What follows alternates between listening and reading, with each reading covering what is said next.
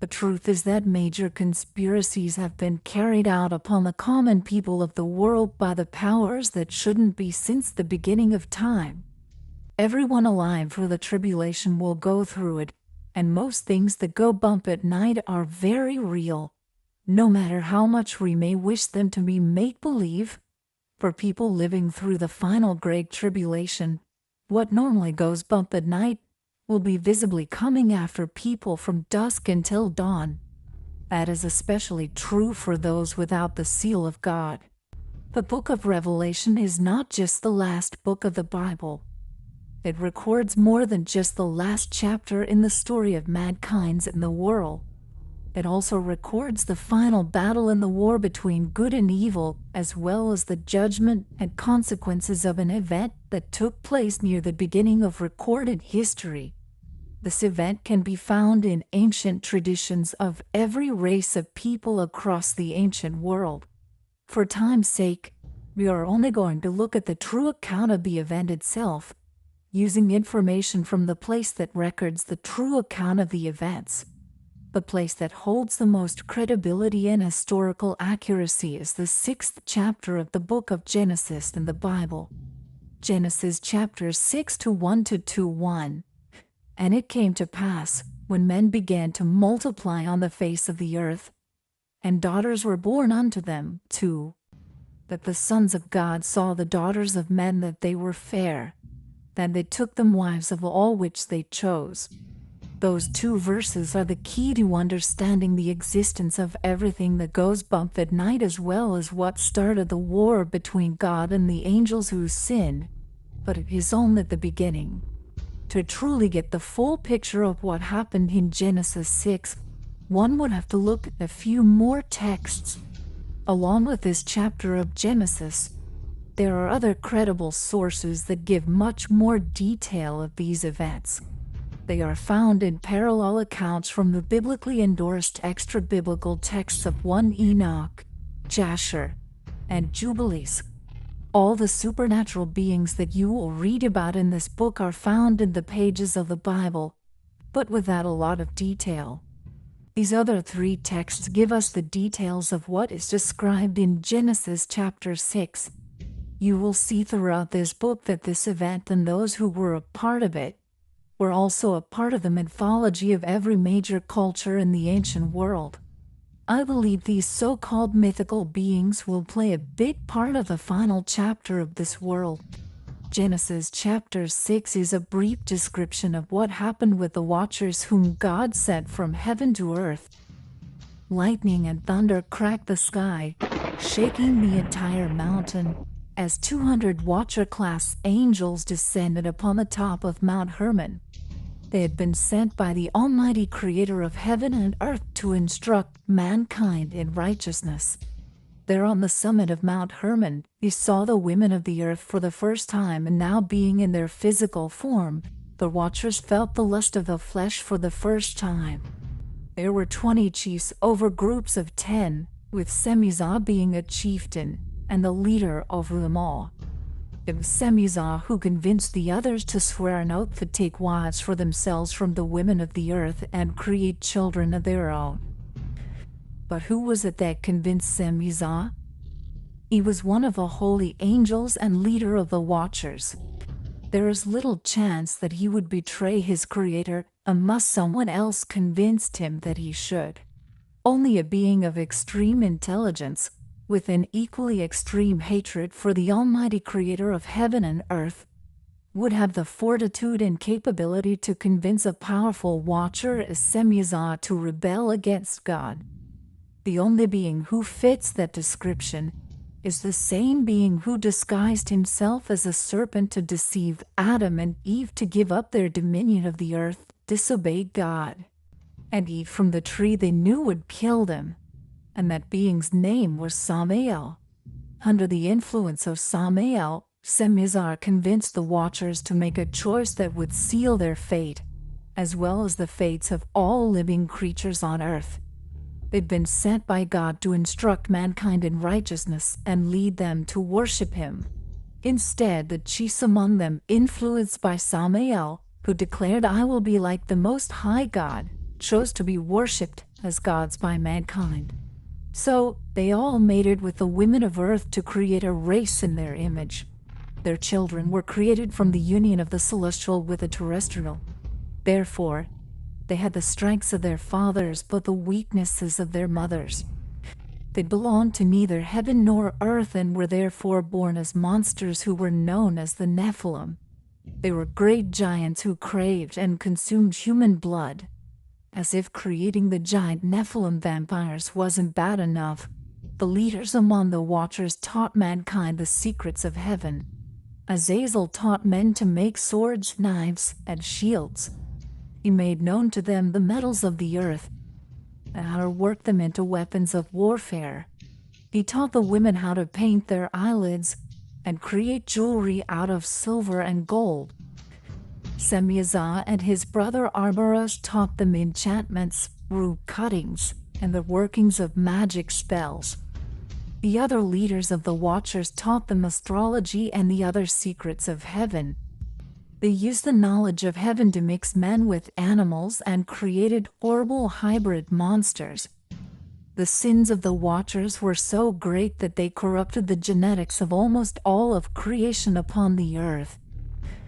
Their sins would bring down the judgment of God upon themselves and all creation, judgment like the world had never seen since its formation and hasn't seen since. The judgment of God landed upon the Watchers and their children first. God sent the archangels Michael, Gabriel, Uriel, and Raphael to bind the Watchers. They successfully bound all but 70 of the 200 inside Earth in the lowest part of Hades, called Tartarus. He set the children of the Watchers against each other and made their fathers watch as the majority were destroyed. God then sent the flood as judgment upon the world to clean away the majority of the monstrosities that resulted from the sin of the Watchers. Very few survived the binding of the Watchers, the wars of the Nephilim, or the worldwide flood. 2 out of those Watchers, their original sons, and the other monstrous hybrids they created known as the Fallen who did survive, were the Watcher Armoros and his son Bane. Armoros had the secrets of heaven and power from God to control and live in the sea, and he therefore declared himself the god of magic and of the sea. Because of this, mankind worshipped him as such. He passed the ability to breathe underwater and survive in the sea to his son Bane, giving him the ability to survive the flood that God sent to destroy the world. After the Tower of Babel, God confused the languages of the people and scattered them across the face of the earth. He also divided them according to the number of the sons of God, according to Deuteronomy 32. The 70 Watchers whom God didn't have bound in chains inside Tartarus with the other 130 are the same sons of God according to which he divided the nations according to, except for Israel whom he chose as his own. Each providence had its principality that would be the head of its pantheon of gods. However, the pantheons themselves tended to be made of the same gods throughout each nation, with the names being one of the few things that changed. Now that you know the basics of how the war began and who most of the major players are on each side, you'll recognize them when they show up in this book and its sequels. This book series tells how the culmination of the war and advance of the end times might happen. This is based on scripture and how I see it possibly playing out. Now the Watcher Armoros and his son Bane were known by different names and worshipped as different gods in many nations and cultures throughout history, but the 3 by which Armoros was most worshipped are Heka to the Egyptians, Poseidon to the Greeks, Neptune to the Romans, and his son Bane was worshipped as was Triton. He has been worshipped by every navy ever to exist. It's no wonder then that after the old gods began to be openly worshipped again, he was also worshipped by the East India Company's Navy and the United States Navy.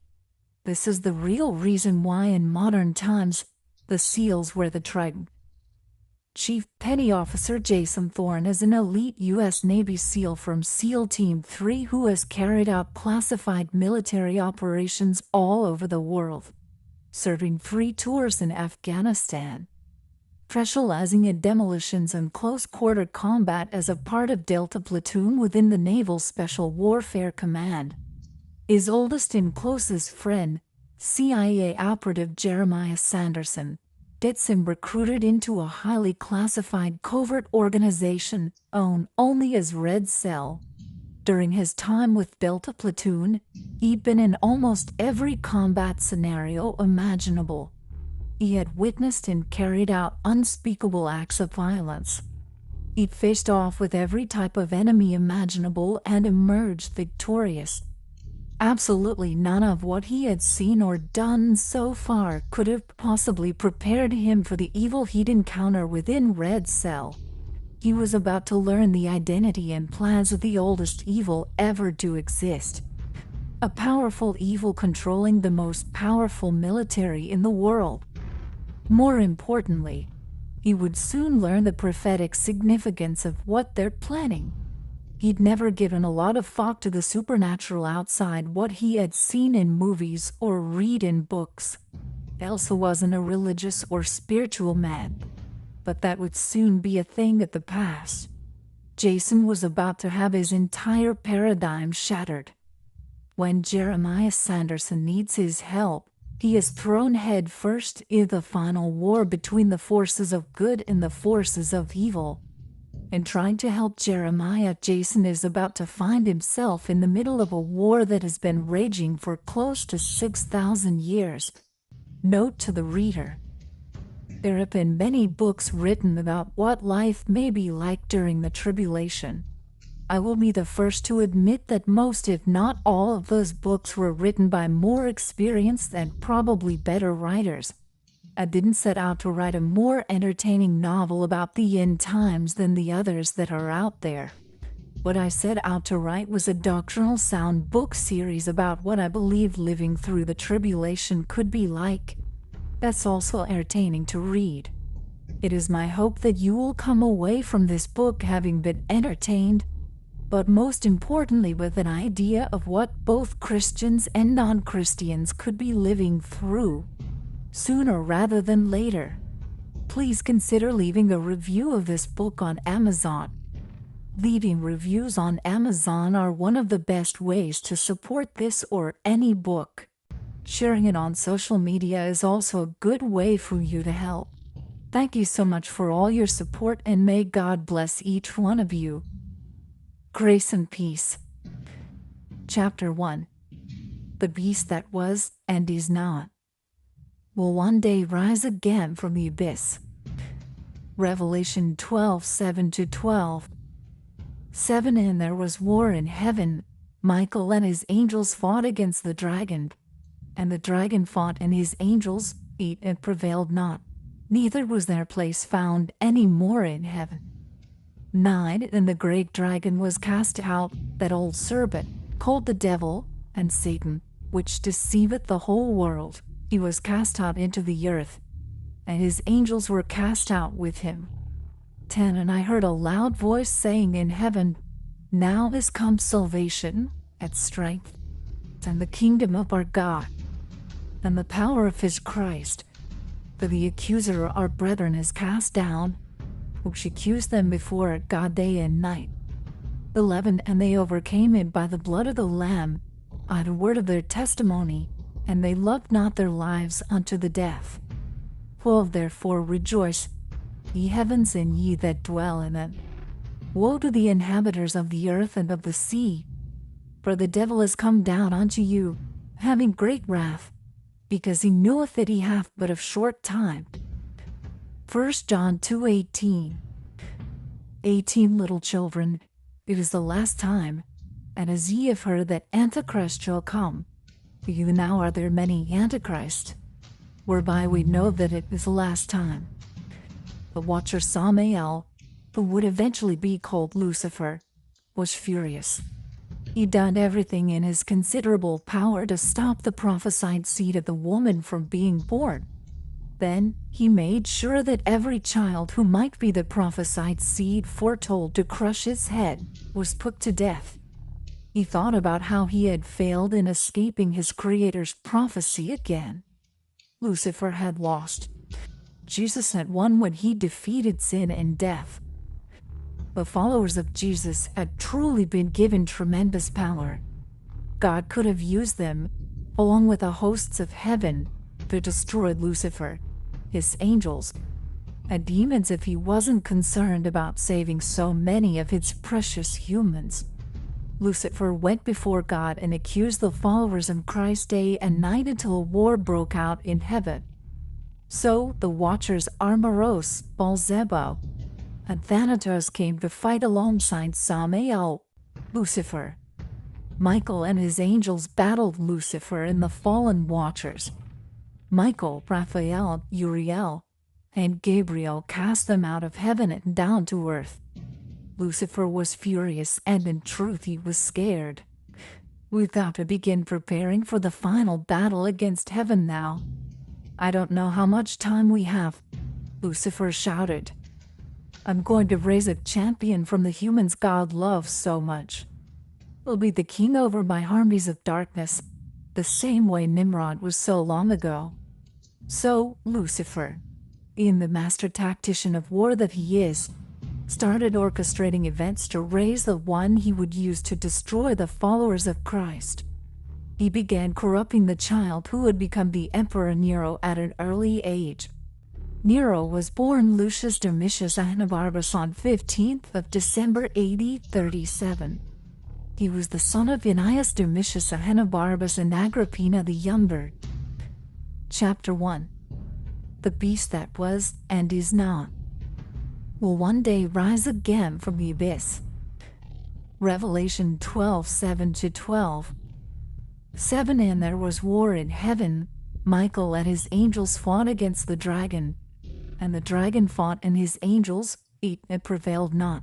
Neither was their place found any more in heaven. 9. And the great dragon was cast out, that old serpent, called the devil and Satan, which deceiveth the whole world. He was cast out into the earth, and his angels were cast out with him. 10. And I heard a loud voice saying in heaven, Now is come salvation, and strength, and the kingdom of our God, and the power of his Christ. For the accuser of our brethren is cast down, which accused them before God day and night. 11. And they overcame him by the blood of the Lamb, and by the word of their testimony, and they loved not their lives unto the death. 12. Therefore rejoice, ye heavens, and ye that dwell in them. Woe to the inhabitants of the earth and of the sea, for the devil is come down unto you, having great wrath, because he knoweth that he hath but a short time. 1 John 2:18. 18. Little children, it is the last time, and as ye have heard that Antichrist shall come, even now are there many Antichrists, whereby we know that it is the last time. The watcher Samael, who would eventually be called Lucifer, was furious. He done everything in his considerable power to stop the prophesied seed of the woman from being born.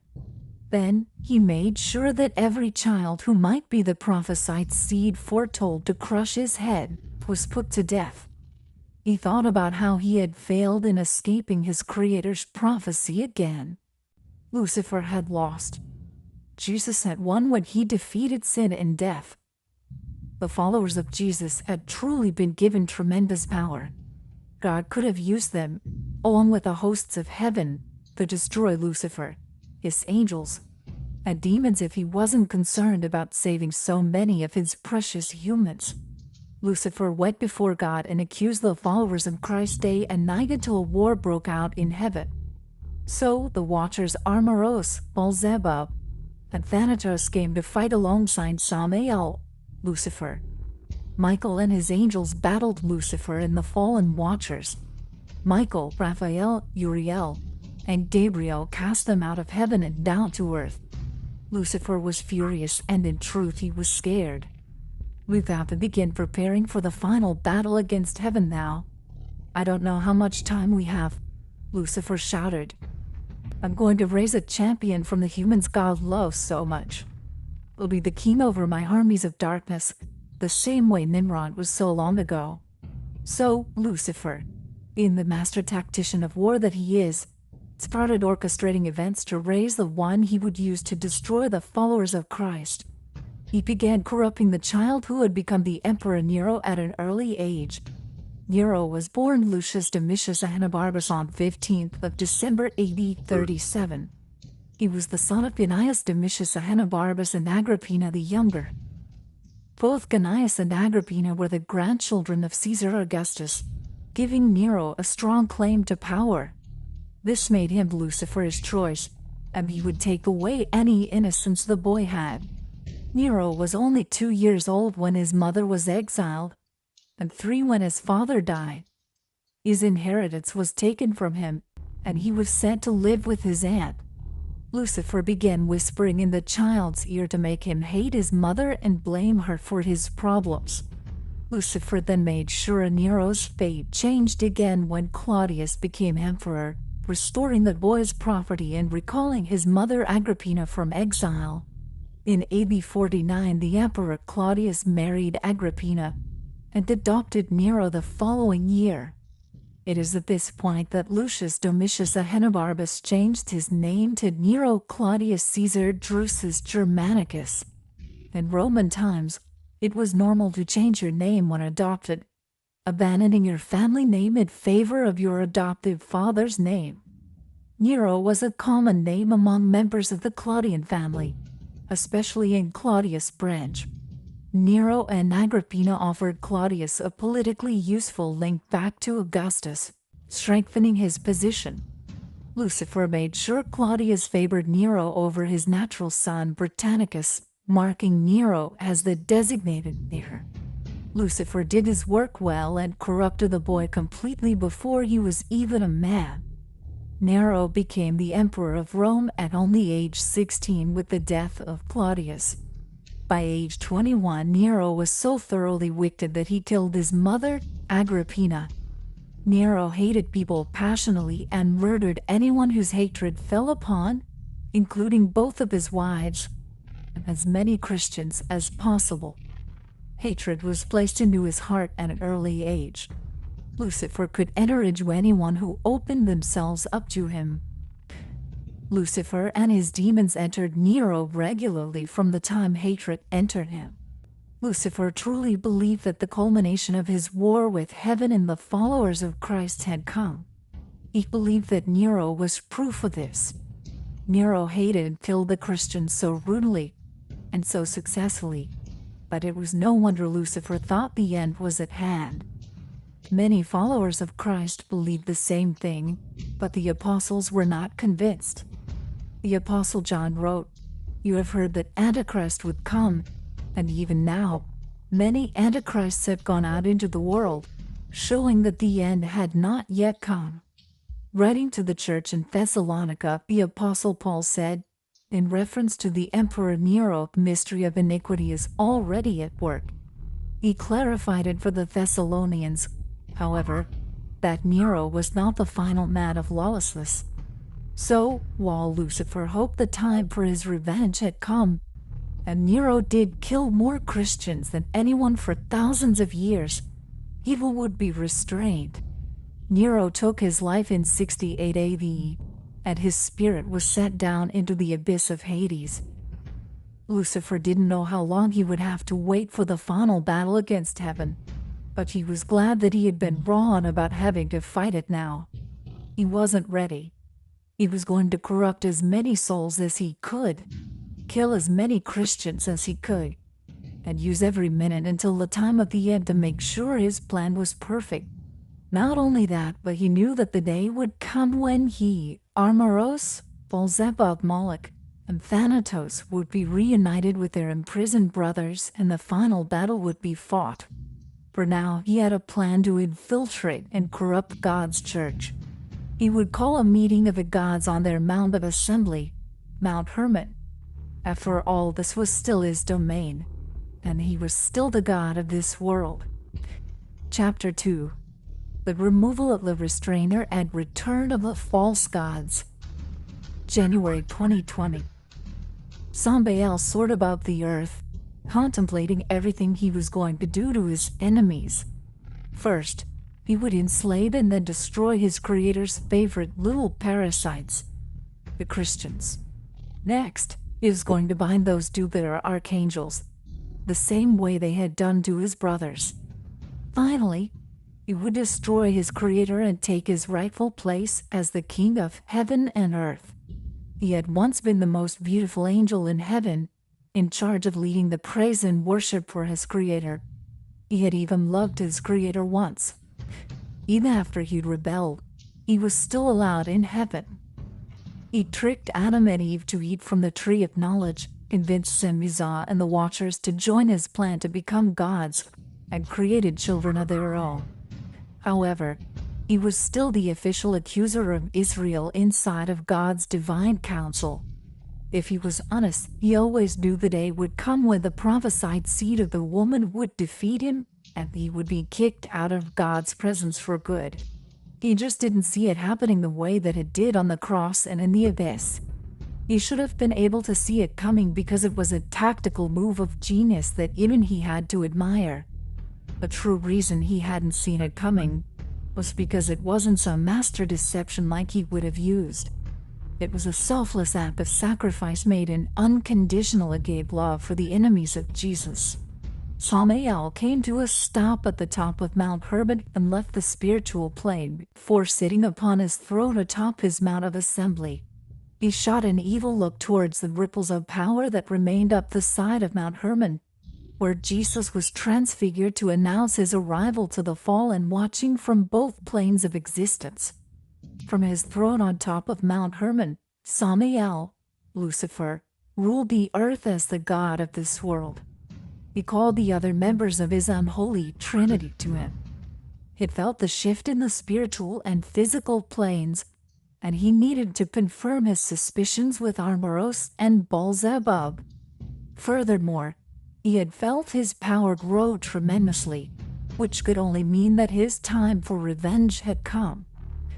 Armoros appeared out of a cloud of black smoke in his full 12-foot form using his powers of darkness.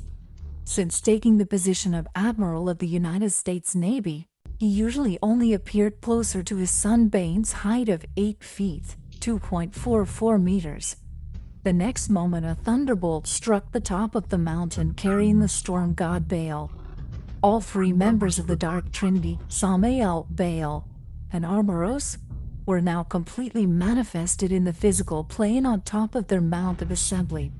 Samael asked both of the other Watchers if they had also felt the lack of restraint in their power.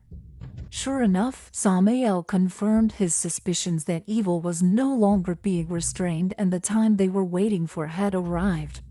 Not long after the three of them arrived atop Mount Hermon, they were joined by 4 more of the old gods. The 10-foot god Mammon arrived in a Merkabah, which are the angelic vehicles responsible for most UFO sightings. As the god of greed, Mammon was known by some as the root of all evil. He was followed by the gray, pointed-eared, vampire bat-looking, out of the underworld Moloch, and the 8-foot Nephilim, vampire demigod. Bane appeared out of a black cloud of smoke from the same black magic as his fathers. Finally, the black-winged, red-eyed, hooded figure of Thanatos, the Greek god of death, arrived. The 6 old gods and 1 demigod were the only ones of their kind who weren't chained in Tartarus. They attempted it. Christ had promised power to many men and women in exchange for their allegiance and worship for centuries. They convinced them to create secret societies of worshippers and followers. These societies had members in the highest parts of government in every nation around the world. They orchestrated the rise and fall of nations, started wars with predetermined outcomes, created global pandemics, as well as all manner of other major world crises. They orchestrated these events to align the nations together like pieces on a chessboard for the final world conflict. 6 out of the 7 deities were princes over specific regions of the world. who answered only to Samael, now called Lucifer. Lucifer reigns through his princes and is the god of this world. As the god of this world, he has always imitated the true God by having himself and his two most powerful lieutenants be known as and called the Dark Trinity. Samael the Satan is the prince of the power of the air and god over this world. He holds dominion over the other pagan gods, Nephilim, demons, and all the children of disobedience. He's been the ruling principality over every empire that has ever ruled the world.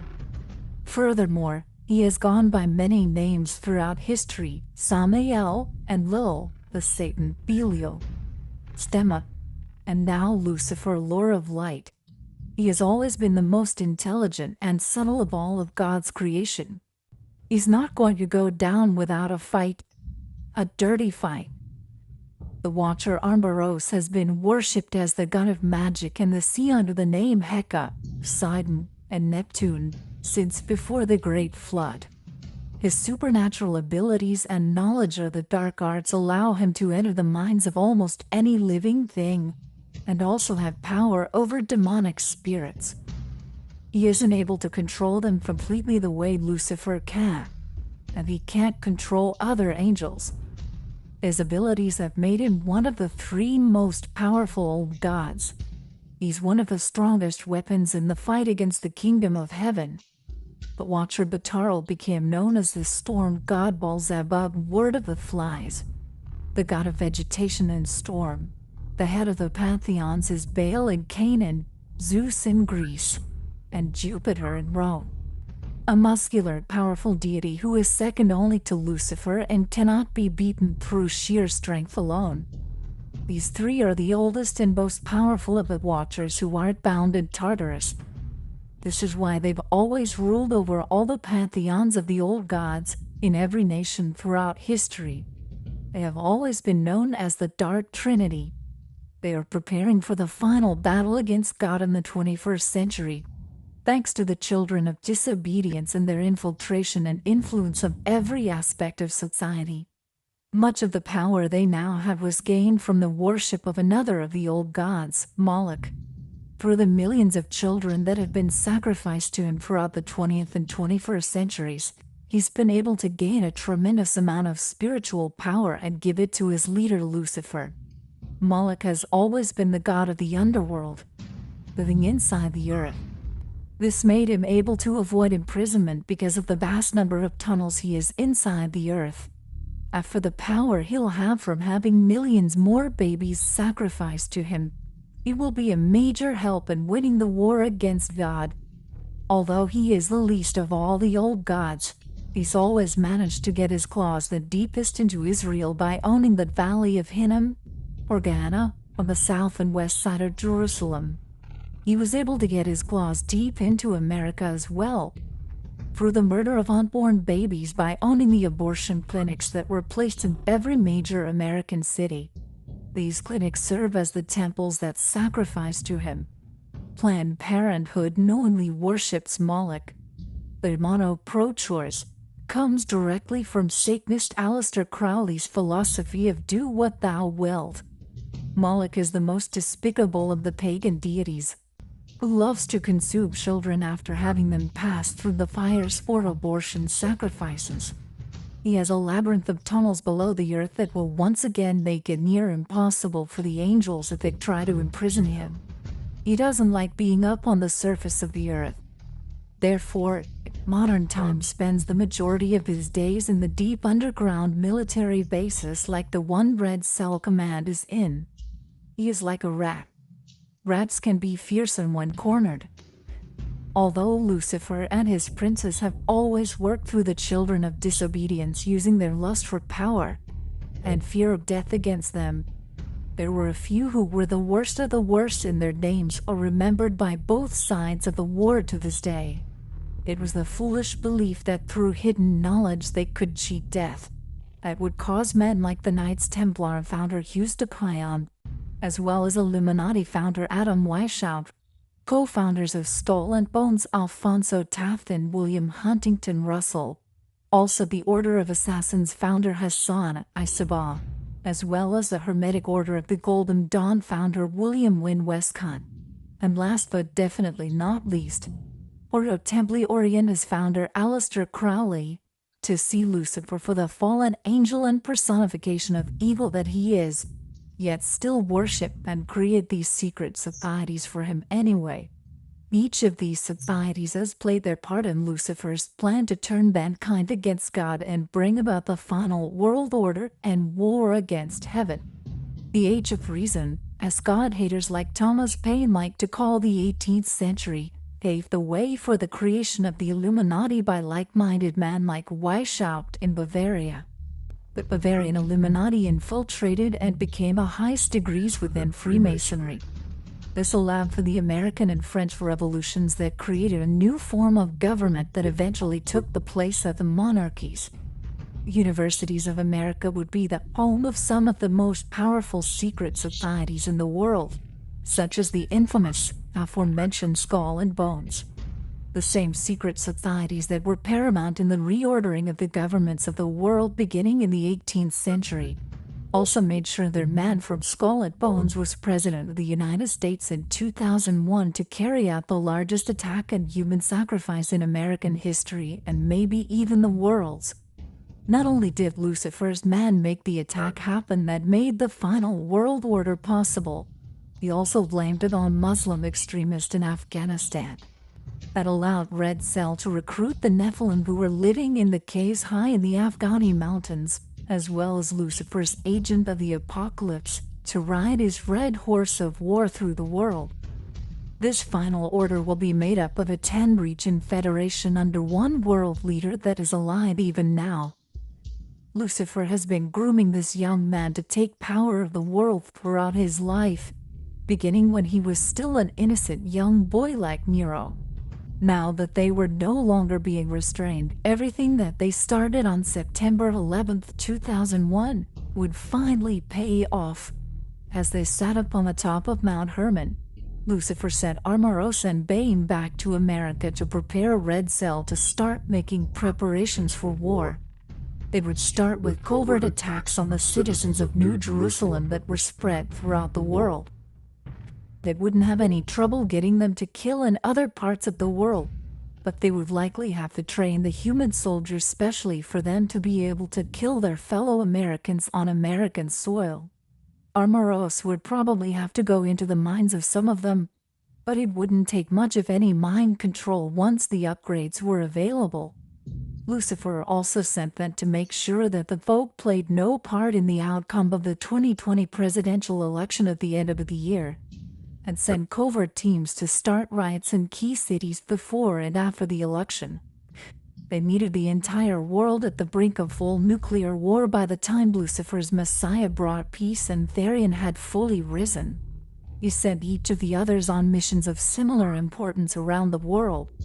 He would be staying in Israel for now. Furthermore, he was going to see his protege, Rabbi Joshua ben Yusuf.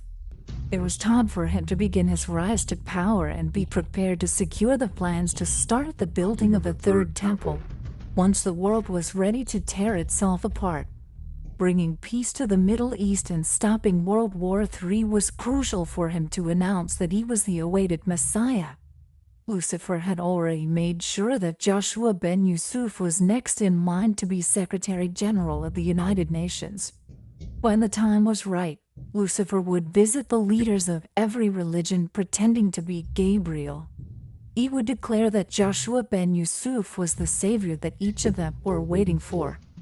He would produce an ancient text he would say had been lost for millennia. This text would prophesy one savior for all the world's religions, and Lucifer's champion would be that awaited savior.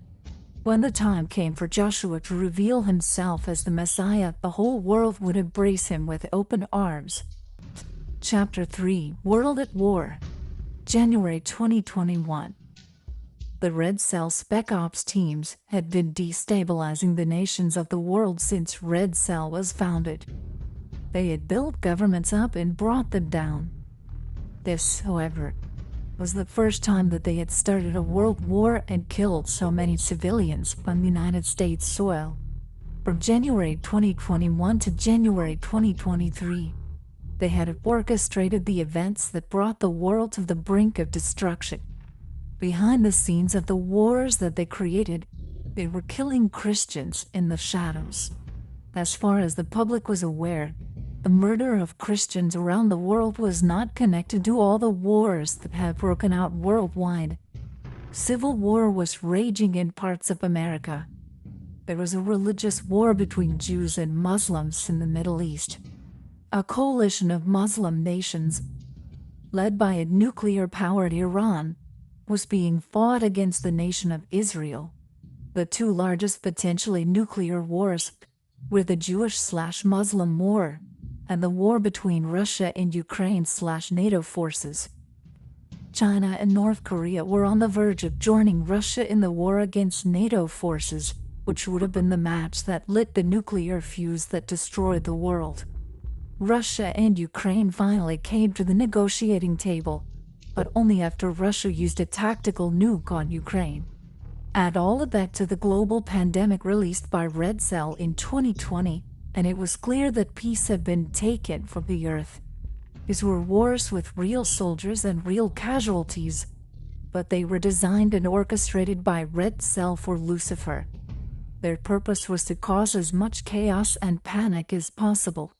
They were also designed to actually bring the world to the very brink of destruction and pave the way for a savior to come at just the right time. Bane was the commander of Red Cell and second in command under his father, Admiral Armoros.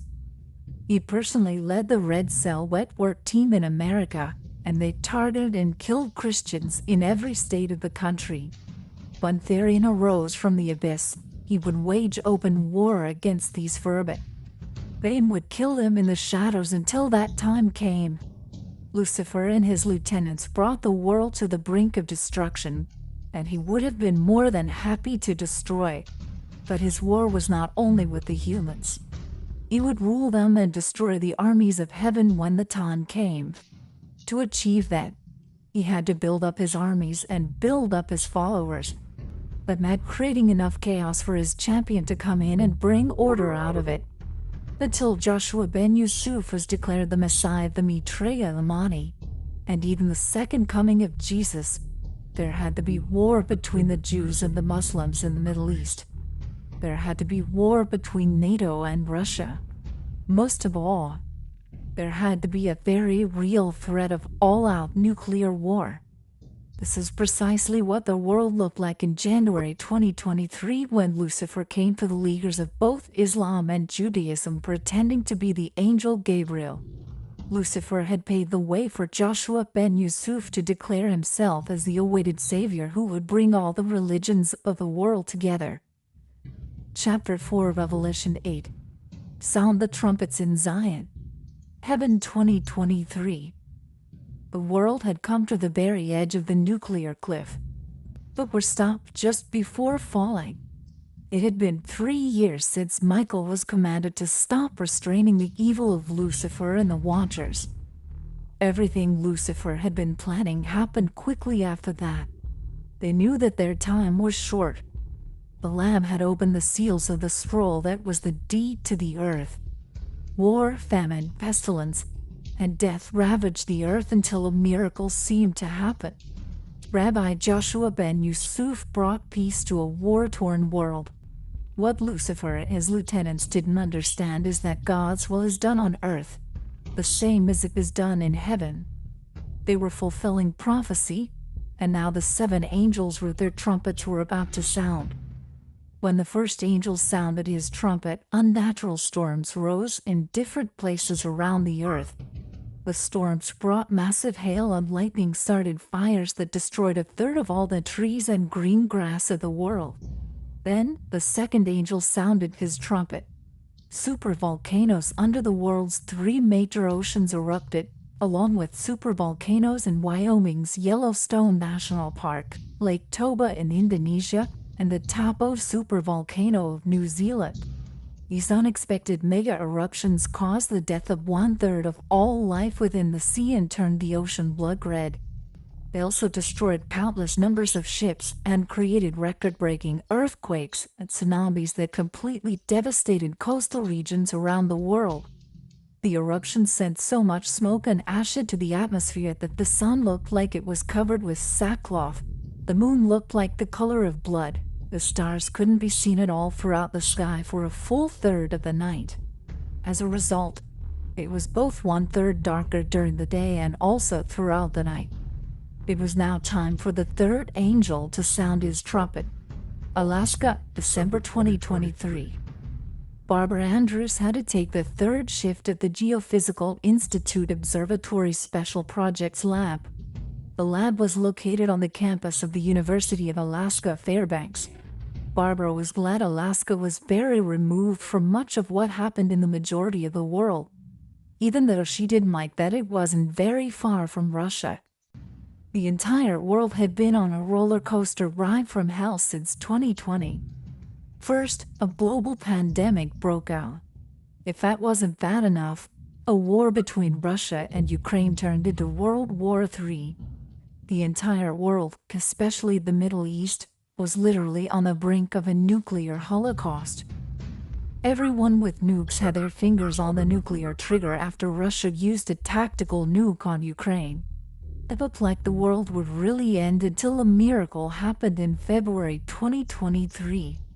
Joshua Ben Yusuf brought peace to the Middle East that kept the world from destroying itself. Joshua Ben Yusuf rebuilt the Jewish temple and united the three major world religions. Just when it seemed like the world wasn't going to be destroyed by nuclear war, the earth itself seemed to be at war with everything living upon it. Earthquakes were happening in diverse places that had never had them before. Supervolcanoes that were supposed to be dormant were waking up. The damage and danger that they brought was almost as bad as nuclear war would have been for the Earth.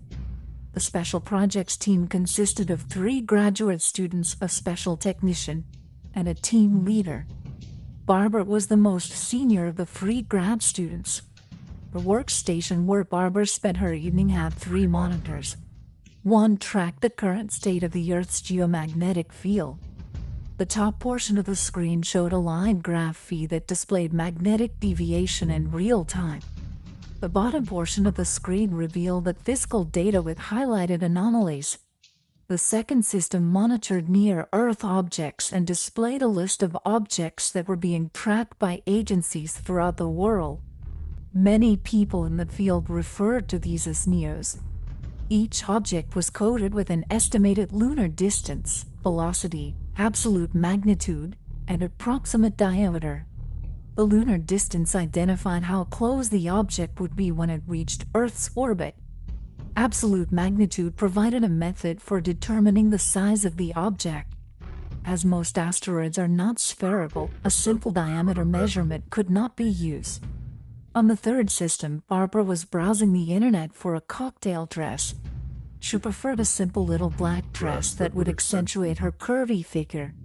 Months prior, she and her boyfriend, Simon, were invited to a dinner party at a professor's house. The professor was known for his extravagant parties that usually included both graduate students and faculty members. Her boyfriend's murder had been linked to similar murders of devout Christians around the world. It had devastated Barbara, and she spent the 2 subsequent weeks mourning at home alone. It wasn't until Joshua showed up at her house that she finally cleaned herself up and got out of bed. Josh Hensley was a fairly new professor who hoped to one day work his way to tenure. Barbara suspected that Josh likely had a crush on her, but she wasn't really in the frame of mind to care. On the day that Josh unexpectedly arrived at her apartment, he had convinced her to go out and get a cup of coffee with him. Barbara had been hesitant in the beginning, but eventually agreed. They spent the afternoon talking about Simon, and he mostly just sat and listened. Barbara didn't realize how much she needed to talk about her loss, and although the pain was still there, she did feel a little better. After their coffee date, she and Josh began spending a lot of time together. Josh was a geophysicist, specializing in earthquakes and volcanoes, but he also had an interest in the stars. Before he was killed, she and Simon had been spending a lot of time with Josh since the massive eruptions of several supervolcanoes under the oceans and on land. The world didn't look the same anymore, especially to her. The stars were Barbara's passion in life, and the smoke and ash from the volcanoes not only affected the sun and made it a third darker during the day, it also impacted the moon and stars, making it a third darker during the night. It was their common interest in the stars that Barbara suspected had likely brought them together. With everything that was going on in the world, Barbara had forgotten about the dinner party until Josh asked if she was still going. The list of those attending had dwindled to near 20, and Josh didn't want to go alone. Barbara honestly didn't want to go to the dinner party or anywhere else, but Josh eventually convinced her that it was unhealthy to lose herself in grief. So, she finally told him that she would go to the party. After browsing online at dress after dress, she finally found one that she liked when all of a sudden, her phone buzzed with an email receipt of her purchase. The Neo monitor sounded. Barbara had to do a double take, but her suspicion was confirmed when one of the lines on the monitor flashed red. The object in question was 99,942 Apophis. New objects got cataloged almost daily, but this wasn't a new object, and very rarely did they come in hot like the one flashing on the monitor. Normally, a new object would be highlighted in green or yellow, indicating that the object was coming close, but had virtually zero chance of collision with the Earth. A red flashing object meant that chances were optimal for collision. Meteorites come in contact with the Earth's atmosphere on a fairly regular basis, but most burn up before reaching the surface. Asteroids, however, are an entirely different beast. They tend to be larger, and therefore more dangerous, if they were to collide with a planet. Barbara looked at the data coming in on the Neo monitor and froze in disbelief. The weirdest thing was that this particular asteroid wasn't supposed to even pass close to the Earth until 2029. NASA had been monitoring this very same Neo, and the estimated diameter of the object in question was listed at over 1,200 feet, and it would impact Earth with kinetic energy equivalent to 1,200 megatons of TNT. She had to call someone. She had to call everyone. Not only that, but she had an emergency phone with a direct line to the Planetary Defense Coordination Office. This was an organization established by NASA in 2016. Should she call them, though? She didn't know, but she had to decide fast. These were the same people who had been assuring the public that this asteroid wasn't going to come close to striking the Earth, and that it wasn't even scheduled to pass us until 2029. They had said the same thing to the institute she worked for. They were the people who needed to be kept in the loop about asteroids, regardless of what they told the public. Furthermore, they monitored NEOs. She realized that she didn't have time to worry about whether NASA had been lying about Apophis or not. She had to make the call, and she had to make it right then. If there was any way to possibly stop it, hopefully there was still time left to do it before it made impact. Jared Parsons was a part of the PDCO as a NASA astrophysicist. He'd been getting one call after another from every observatory and private organization with a big enough telescope to get them an emergency line directly to NASA. Those emergency lines all came to his office, and Apophis had him in the office permanently until further notice. He was well aware of the incoming asteroid, so he wasn't surprised when he got the call from Barbara in Alaska. Even though he was supposed to act completely shocked about the news, and it could cost him his job, he told her and everyone else that called not to worry. They were aware of the situation and had a plan in place that would hopefully remove the threat. It wasn't the kind of vague lie you'd expect from a government agency. If they had been lying about their knowledge of a situation like this, maybe she was wrong about thinking they had been lying about the asteroid, at least since the volcanoes erupted.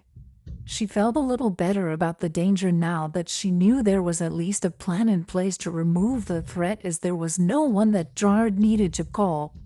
Plans were already in place to break the asteroid up into smaller pieces because there was no way to destroy it. If there was, no one had thought of it yet, and there wasn't time to come up with any other solution now anyway. Besides, the technology being used to lower the threat from the asteroid was the most advanced in the world. It was a classified part of the Israeli Iron Dome defense program that even someone with Jard's clearance level wasn't aware of. Jard had worked for NASA for the past 6 years, and the 36-year-old astrophysicist has spent all day thinking about the amount of truth he learned compared to the number of lies he told since coming to work for the American Space Agency. He'd been an atheist, or at least an agnostic, for the majority of his life, including when he began his job at NASA. This was no longer the case. After seeing the all-out war that was being waged by NASA against the God of the Bible, as well as the many proofs that the Bible was accurate, Jard was completely convinced that God was very real. One of the things that stuck out the most in his mind was the lengths to which NASA always went to only attack the Christian God, while promoting and even naming their rockets, missions, and telescopes after gods of other religions. In 2021, he had started going to a small church in a small community outside where he lived in Houston. Jard had worked in Houston, Texas for the past 2 years of his career.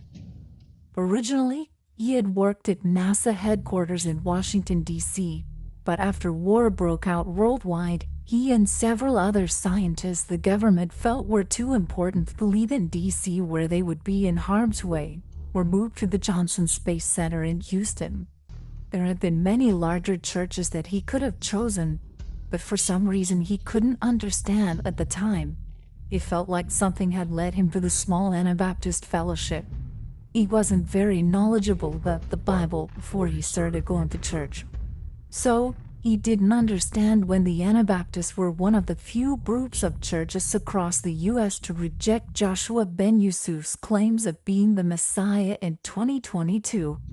His pastor started preaching through the book of Revelation the Sunday after his proclamation. Jard had felt the Holy Spirit dealing with his heart for a while. The Sunday the preacher gave that first sermon on Revelation ended up being the last one Jard ever heard as a non-believer. He was thinking about that sermon and the day he surrendered his life to Christ and was baptized, as he took one call after another about the asteroid. The sermon was entitled The 7 Epistles of Jesus. The sermon was mostly about the letters to the 7 churches in Asia Minor. What Jard remembered most, however, was how Jesus walks among his churches and holds his messengers in his hand. This was especially comforting at that moment. Jard knew that the tribulation was well underway. He knew Joshua ben Yusuf was the Antichrist and that this asteroid was certainly the fulfillment of the Revelation 8 prophecy. Jard felt the strongest sense of peace that he'd ever felt, and he knew that regardless of what happened, the one who walks among the candlesticks was in control. The door to Jard's office opened and the tallest man he'd ever seen walked in.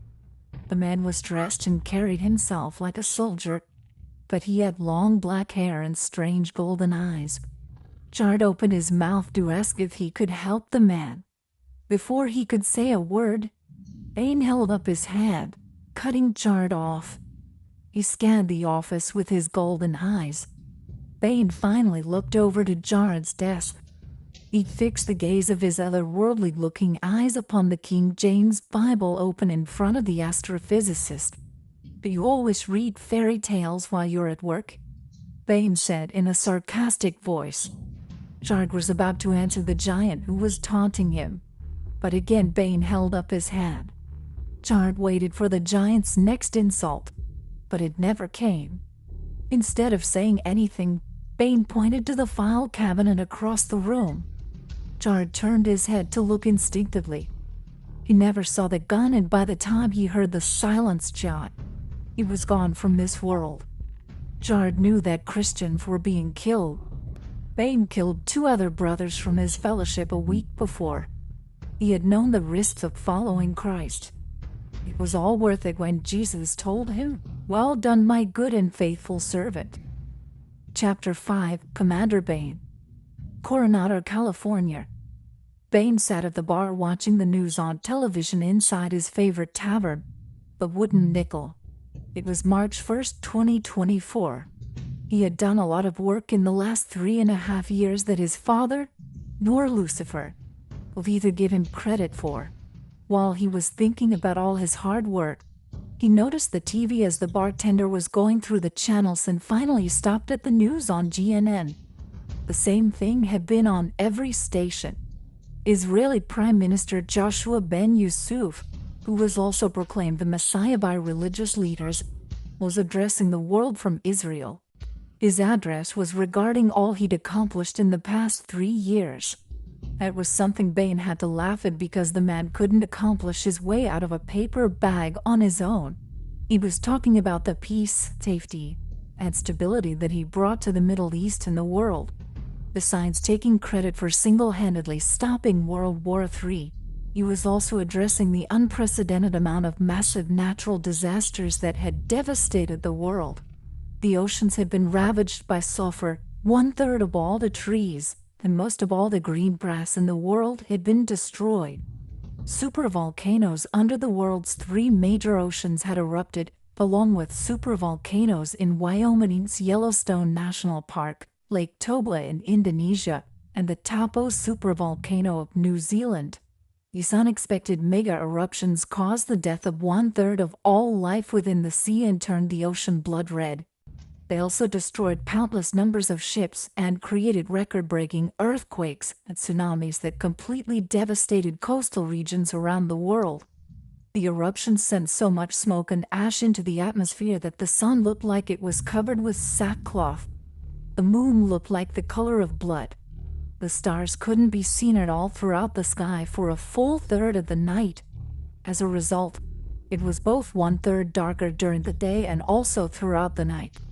This also seriously affected the barometric pressure at both of the world's poles, which resulted in 2024 being the worst year on record for the number of hurricanes that made landfall. Moreover, because of the massive number of particles in the atmosphere, supercell thunderstorms with the largest, most powerful tornadoes ever recorded ravaged nations around the world. As if the earthquakes, volcanoes, hurricanes, tsunamis, and destruction of habitat, sea and wildlife wasn't bad enough, an asteroid larger than any that's hit the Earth in recorded history collided with the Earth in December 2023. Scientists say that the asteroid 99,942 Apophis was 1,200 feet in diameter. It would have been catastrophic if the complete asteroid made an impact with the Earth. It would have created a tremendous dust plume that would have enveloped much more of a planet, blocked out much of the sun, and raised temperatures where the asteroid impacted. Millions more would have died. In fact, most of the life on the planet would have been affected if it hadn't been for a secret project that's a part of the Israeli Iron Dome defense program. It was able to shatter the asteroid into 7 smaller, but still large, pieces before it struck the Earth. These pieces crashed into 7 major rivers around the world, destroying 1/3 of the world's freshwater supply, making it undrinkable and killing everyone who drank it. Bane listened to the charismatic man that his father and uncle had not only made the most powerful and loved man in the world, but also the man who joined the 3 Abrahamic religions of Catholicism, Judaism, and Islam. This single-handedly brought peace between Catholics, Jews, and Muslims in the Middle East and allowed the rebuilding of the temple in Jerusalem. Bane decided that he needed another drink. This was his 4th or 5th of the day, but it wasn't the only type of drink he was craving. He usually came in to find a beautiful woman and tap her jugular. It would have to do for now, though. He was working, and he could not afford to piss his uncle off. Bartender, I'll take another. Make this one a double. The man behind the bar looked his customer up and down, practically forcing himself to speak. No disrespect, sir, but how are you going to pay for your tab? I mean, it's not even noon. At this rate, we'll drink my entire bar dry by dinner. Bane pulled a lock of long dark hair away from his face. He reached inside his black trench coat. The bartender took a nervous step back. Bane ignored making eye contact with the man as he brought out several $100 bills from his wallet and dropped them on the counter. Forget the double shot. I'll just take the bottle. Why, yes, sir. Right away, sir. The bartender's eyes were as large as full moons as he wrung his hands. Excuse me for asking about the money. It's just that, well, times aren't what they used to be. Please stay as long as you like. Still ignoring eye contact, Bane stared into his empty glass. The bottle. Oh, yes. The bar owner moved quickly for a man of his girth. He had a jug of whiskey by Bane's side in seconds. Bane was an extremely intimidating figure at 8 feet, 2.44 meters, with long dark hair and golden eyes. The bartender was used to seeing strange-looking individuals, so he didn't pay much attention to Bane's appearance. This was California, after all. There were many legends and myths about creatures like Bane, and in modern times the world no longer believed supernatural beings like him existed. If this was a novel or a movie, Bane would be called a vampire, a creature of the night who couldn't survive in the sunlight. The truth of Bane's existence was much more frightening than vampires of fictional novels and Hollywood movies. Bane was a fallen Nephilim born of a fallen Watcher mixed with a human woman. Sure, you could call Bane a vampire. Nephilim are the original vampires. Bane was almost 6,000 years old and one of the few Nephilim to survive the flood sent as the wrath of the Creator and Most High God. Bane would not have been able to survive if Bane's father wasn't the god of the sea. Many nations knew and worshipped Bane's father under different names. He was both Heka and Nun to the Egyptians. He was Poseidon to the Greeks, and Neptune to the Romans. Bane's father was no more a god than any other god of the ancient world. He was one of the fallen angels that the ancients worshipped as gods, but he could live and breathe underwater, and he passed that ability on to some of his offspring, which is how Bane survived the flood. Bane missed the old days when he was treated with the fear and respect someone as powerful as him deserved. The Dark Ages were glorious in his opinion. He owned the knights and always lived in a castle. Bane slaughtered people by the hundreds and reveled in the carnage. The 21st century wasn't so bad, though. He still killed whoever he wanted at night and had the power to get away with it. If he was honest, he missed the worship of ancient times the most.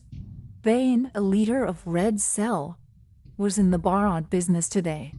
A new recruit from the Navy SEAL Team 3 was supposed to meet him at the bar, and this human was supposed to be one of the best in the United States military.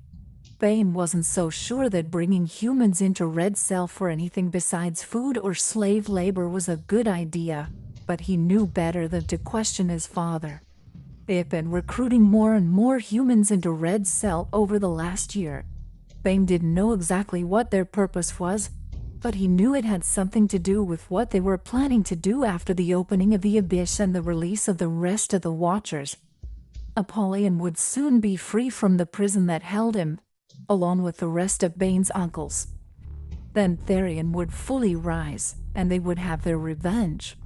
Bane was so deep in thought that he didn't see Petty Officer First Class Jason Thorne as he entered the bar and sat down next to him. Commander Bane, Poth Thorne reporting for duty, sir. At ease, sailor. There will be plenty of time for protocol when we get to Red Cell Command. For now, you should have a drink because everything you thought you knew about the world you live in is about to change forever. Pardon me, Commander, it already has, sir. It feels like the world is coming to an end with the war and everything that's happened with the volcanoes and the asteroid. I've killed more enemies of America since Atlanta was bombed than I did in free tours in Afghanistan. Add that to the way it looks outside during both the day and at night, and it literally seems like we're in the apocalypse, Jason said with a serious look on his face.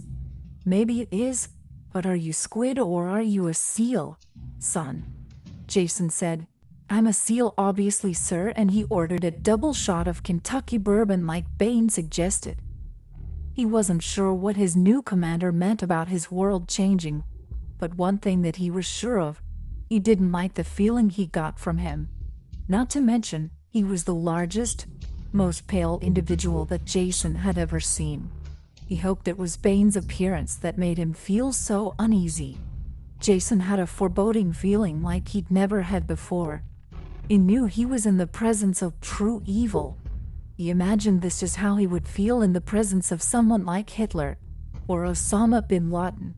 He ordered a final shot of bourbon and downed it as his commander got up to leave and motioned for him to follow. As the two soldiers left the bar, Jason Thorne didn't realize the magnitude of what he was a part of, but he'd soon see. Chapter 6, Jeremiah Sanderson. I've seen and killed real evil. I'm not talking about people. Well, I've killed them too, but no man compares to real evil. No man is capable of the same atrocities and chaos that real evil inflicts. I hunted giants during my first deployment to Afghanistan, and they are the epitome of evil. I'm a U.S. Navy SEAL, and my name is Chief Petty Officer Jeremiah Sanderson. Furthermore, I've been serving in the Spec Ops community for 14 years now. Not only that, but I served as a SEAL for 8 years before joining the CIA and eventually Red Cell, but I'm getting ahead of myself. I've seen and killed the scariest things imaginable. Furthermore, I didn't tell anyone for a long time for fear of what would happen to me, but more importantly, what would happen to my daughter. I relive the horrors of what I've encountered whenever I close my eyes to go to sleep at night. Many of my brothers in the Spec Ops and regular military communities have heard the stories of the evil that lies high in the mountain caves of Afghanistan. However, very few outside myself and units like mine have actually encountered them. I eventually encountered and even worked alongside these same evil creatures, and if it's possible, things even worse. Once again, I'm getting ahead of myself. Navy SEALs are a Tier 2 Spec Ops unit, along with the Army Rangers, the Green Berets, Marine Force Recon, and MARSOC. Tier 1 units consist of covert forces that you don't hear about, like Red Cell. The Tier 2 Spec Ops forces consist of the top 0.1% of the military.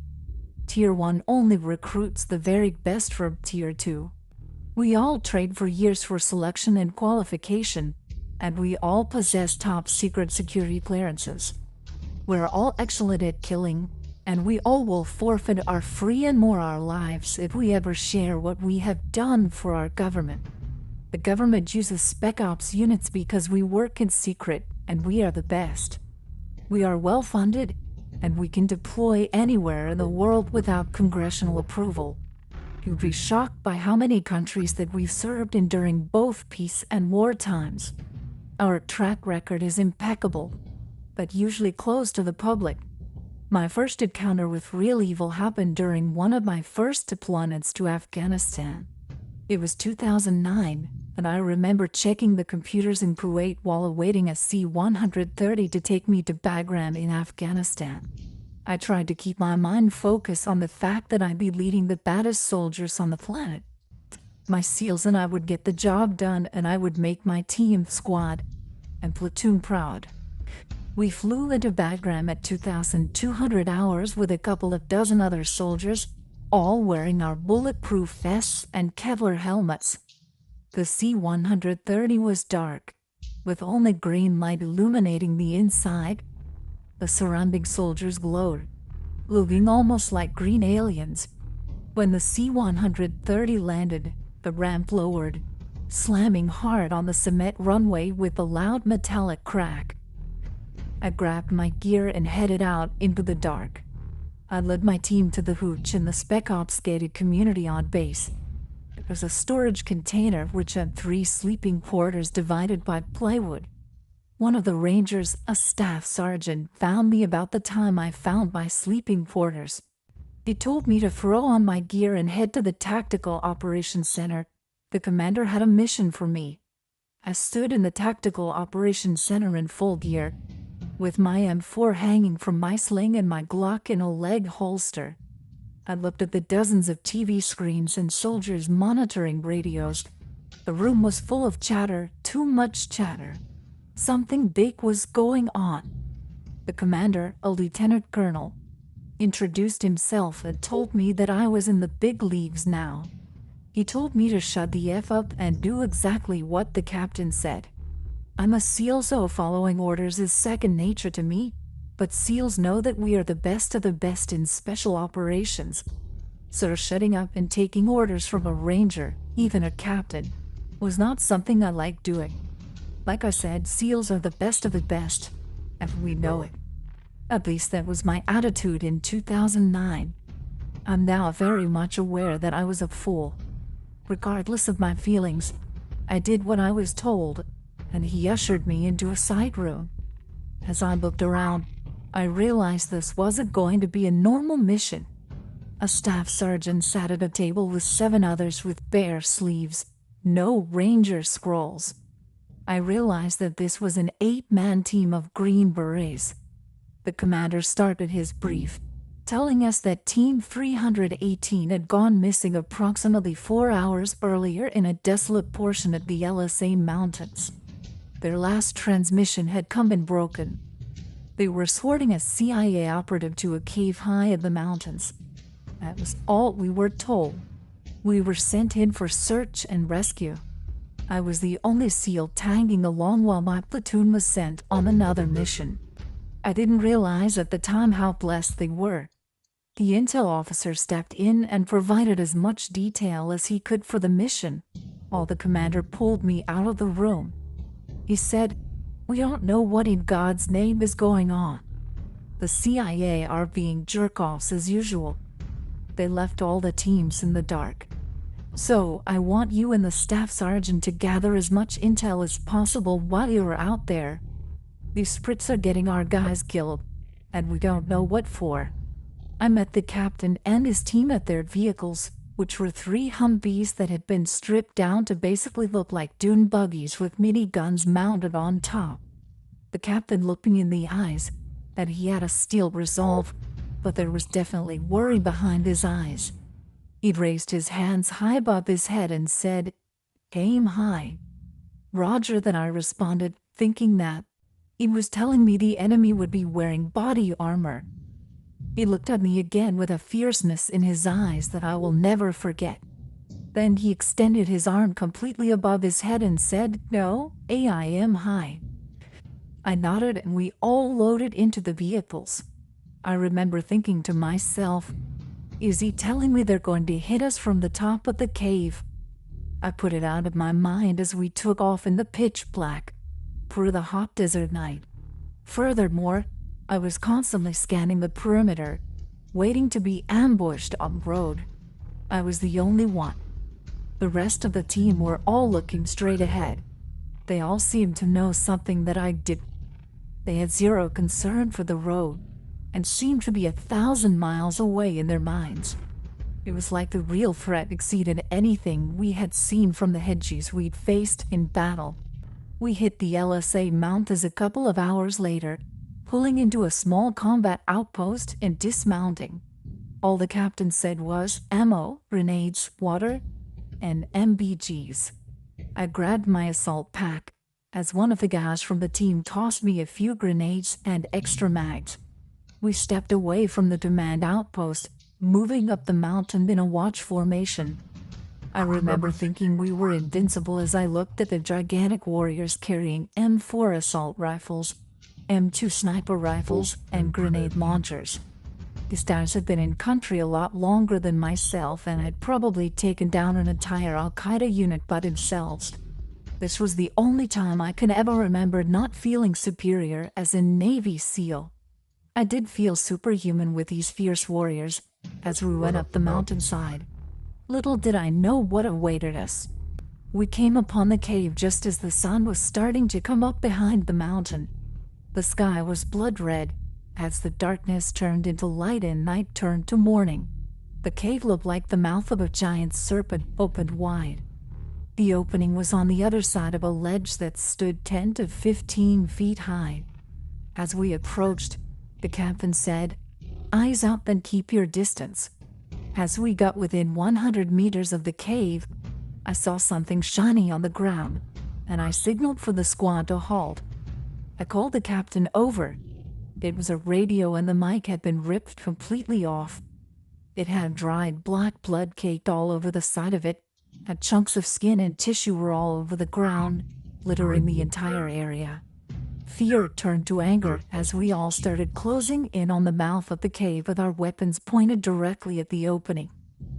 As we were walking towards the cave, I was overcome with the worst smell imaginable. It was like rotten milk mixed with death.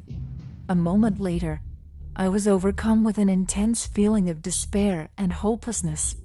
It was not the adrenaline rush and heightened senses of a normal engagement. It just felt evil. Little did I know that it was a feeling I would later often feel in my country. About the time we were about 25 feet from the cave opening, two of the largest of what can only be described as monsters charged out of the mouth of the cave in us. They were both between 8 and 10 feet tall, with long, matted, red hair and black eyes. They were naked apart from some kind of loincloth made from animal hide. At least I pray it was animal hide. I remember every detail like it was yesterday. They had red beards and the same red hair on their chests, arms, and legs. You would think that their size would be what I remember the most about them, but it isn't. I don't know if it's because I have since grown used to seeing them, or if that first encounter traumatized me so that I can't forget. Either way, the two things I remember most are the long canine fangs they had in the front of their 2 rows of teeth, and the extra digit on their hands and feet. I now know that I was overwhelmed with fear that day because of something they put off to confuse and incapacitate their victims, called infrasound. That didn't need the infrasound, however, because the way they looked along with the deep guttural growl they had as they charged out of that cave in us was more than enough to strike paralyzing fear into the fiercest warriors alive. We all opened fire at the same time with our M4s, but it did very little. At that time in my life, I had never seen anything alive move that fast. Quickly, one of them reached the captain who had taken the lead position, and the other one reached his team of rangers.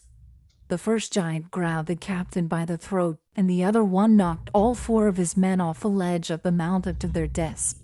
With its giant 6-fingered hand, it lifted him off the ground like he was a small child.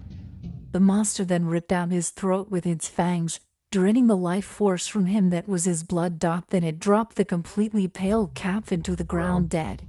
The 8 green berets opened fire directly at the face of the giant vampire that had just killed the captain. I had already pulled the pin from one of my grenades and tossed it directly at the head of the other giant who'd killed his man. It was fast enough to catch it, but not fast enough to get rid of it before it blew up, taking him to the ground and stunning him. It was at that moment that I heard a voice from inside my head that only said one word: "Now." That's all I heard, but I knew exactly what I had to do.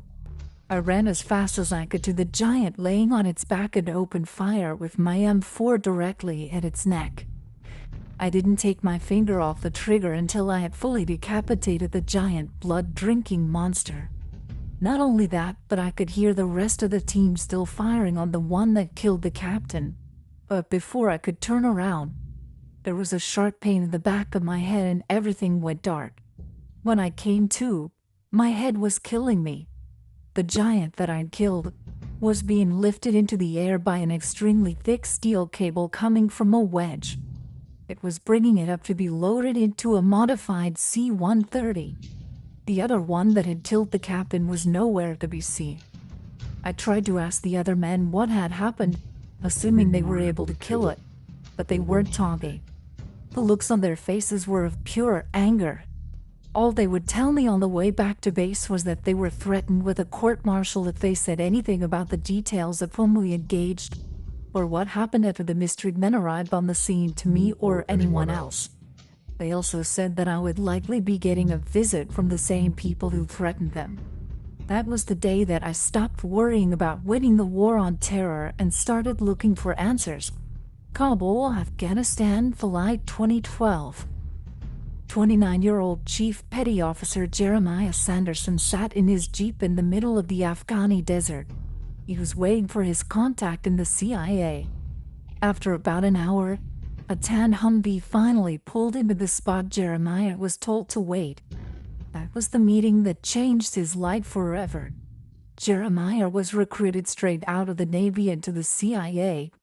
His position in 2012 as a Directorate of Intelligence officer was a fancy way of saying analyst. He knew it was an opportunity that he still couldn't turn down. The job got him in the door at the CIA, so he could find out exactly what happened in the mountains of Afghanistan. He would also find out what was going on in the government of the United States and who was giving the orders in the leadership of the military. He had seen and hunted giants after killing one in Afghanistan. He had seen things that most people didn't believe existed. Heck, he barely believed it, and he had lived it. He'd seen actual vampires that were at least 8 feet tall monsters who drank the blood of soldiers. Thought that he'd discovered that these monsters weren't just random creatures living in the desert. They were being recruited there as soldiers of something called Red Cell. He'd found out that Red Cell was some kind of covert unit of the Navy. He had given 6 years of his life to the Navy. Had everything he'd done for the U.S. government been based on a lie? He had to find out. That was the entire reason he had agreed to join the agency when CIA operative Elijah Carroll recruited him in Afghanistan. He moved up the ranks at the CIA as fast as he could without management thinking he had a personal agenda, and now he was no longer an intelligence officer.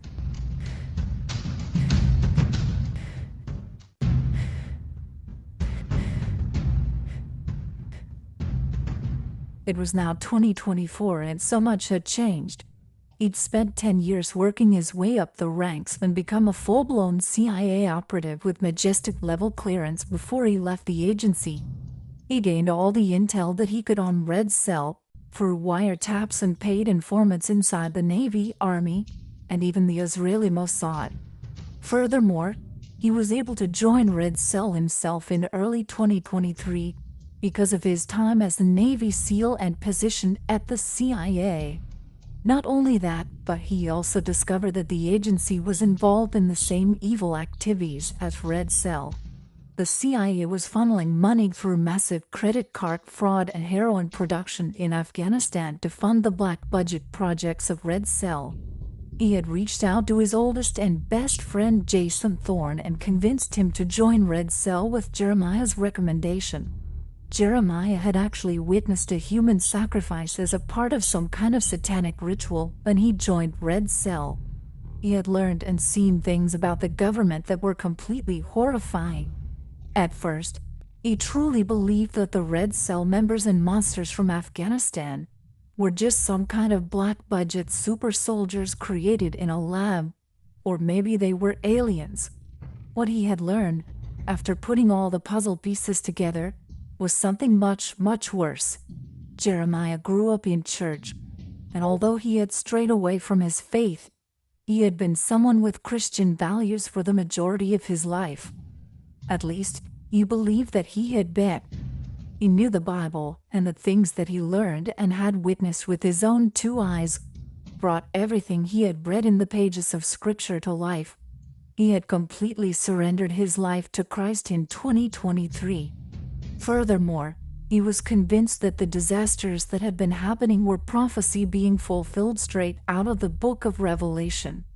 The humans who were in military leadership and high government positions were literally worshipping Satan, and worse than that, he had come to believe that above those men and women in the military and government were actual fallen angels and demonic Nephilim.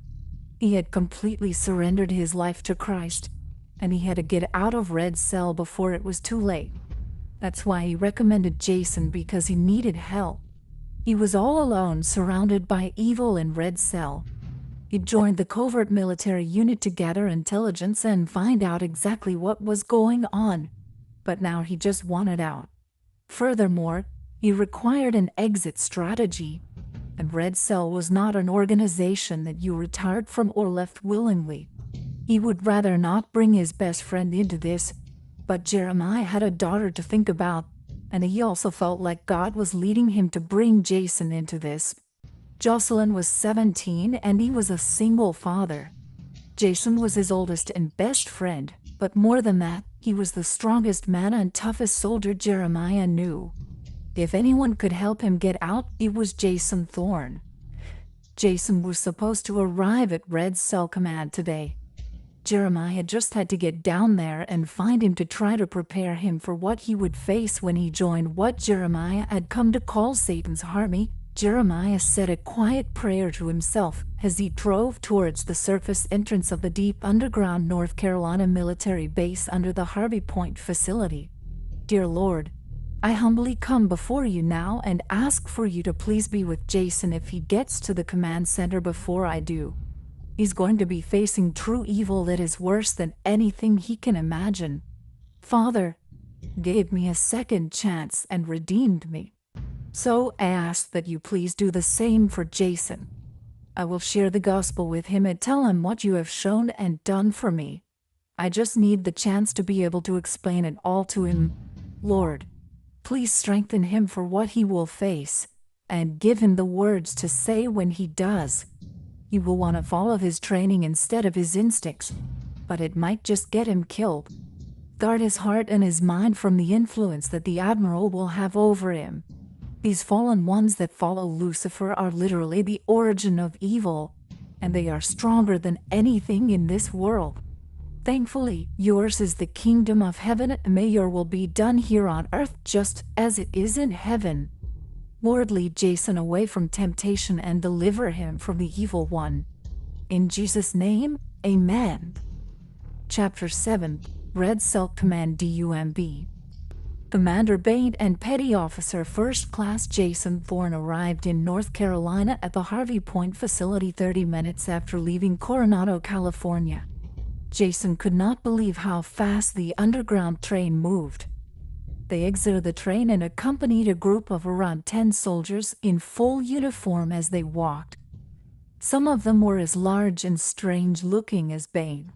Commander Bain said, "Gentlemen, this is Petty Officer First Class Jason Thorne. Welcome to Red Cell, Puff Thorne," said a very tall soldier. "You're playing in the big leagues now."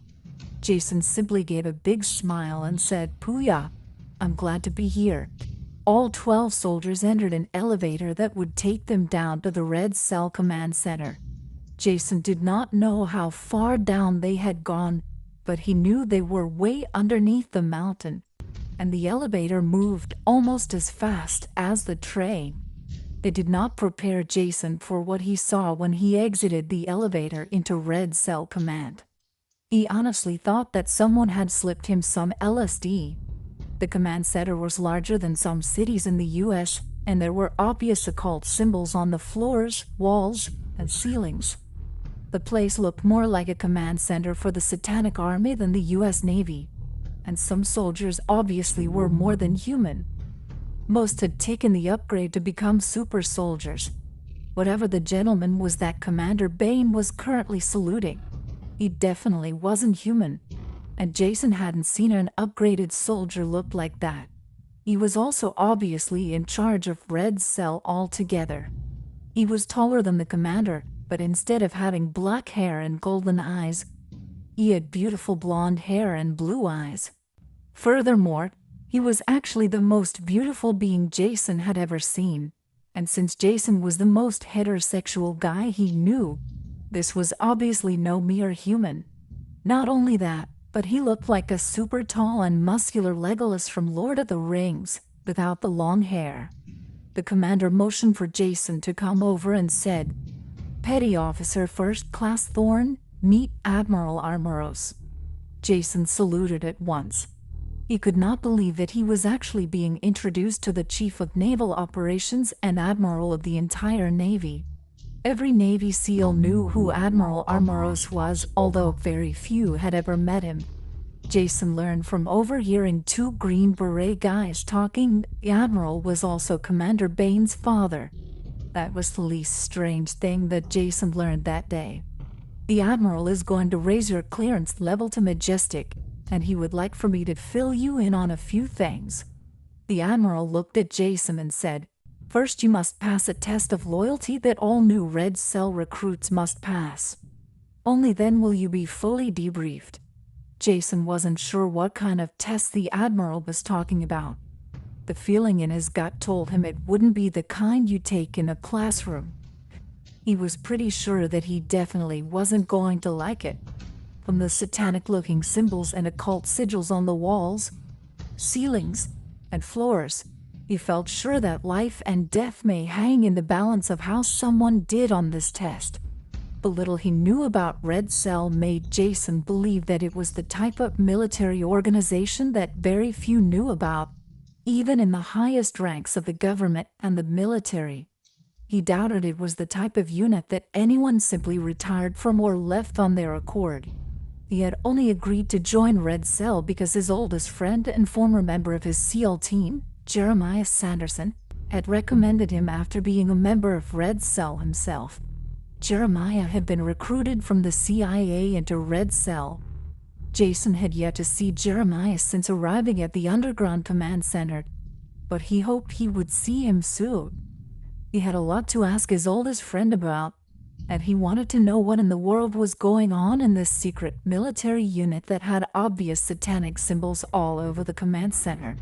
The next issue was all the soldiers who were either given a different upgrade than others, or clearly were not human. Jason followed Commander Bane and the Admiral to a gigantic room with two massive pillars that rose from the floor to the very high ceiling, where they were connected and formed an archway. That was where you walked through after going inside the door. Against the center of the far wall of the room, there was what looked like an ancient throne that belonged in a castle somewhere. It was some kind of rectangular granite structure with symbols Jason had never seen before engraved around the sides, as well as a metal basin all around the structure on the floor that stood across from the throne about 20 yards away. He truly couldn't believe what he was seeing. This was a U.S. military base. After all, Jason had been on bases all over the world, including secret military installations, and he'd never seen anything like this. The only thing that looked remotely like it belonged on a military base were the uniformed Spec Ops soldiers and military-grade computers that he'd seen inside the facility's War Command Center, the War Room, or Warcom. Jason had felt fear many times throughout his military career. He'd felt it at the beginning of an op war when he'd come close to death, but he'd never felt fear like the fear that seemed to envelop him when he entered that room and walked through the archway. He looked at Commander Bane to see if he saw anything that showed that he was feeling whatever was causing Jason's fight or flight instincts to be so strong. Bane had a look of what Jason thought seemed like excitement. The Admiral went and sat on the ancient-looking throne as Jason watched Bane walk over to the circular structure where another soldier was waiting, holding a hooded man with his hands and feet bound.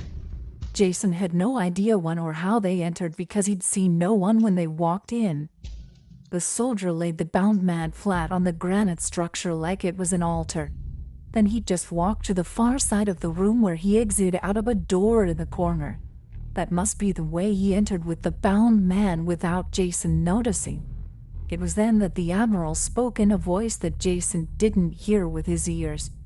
He heard the Admiral inside his head, and it was the strangest thing that Jason had ever experienced in his life.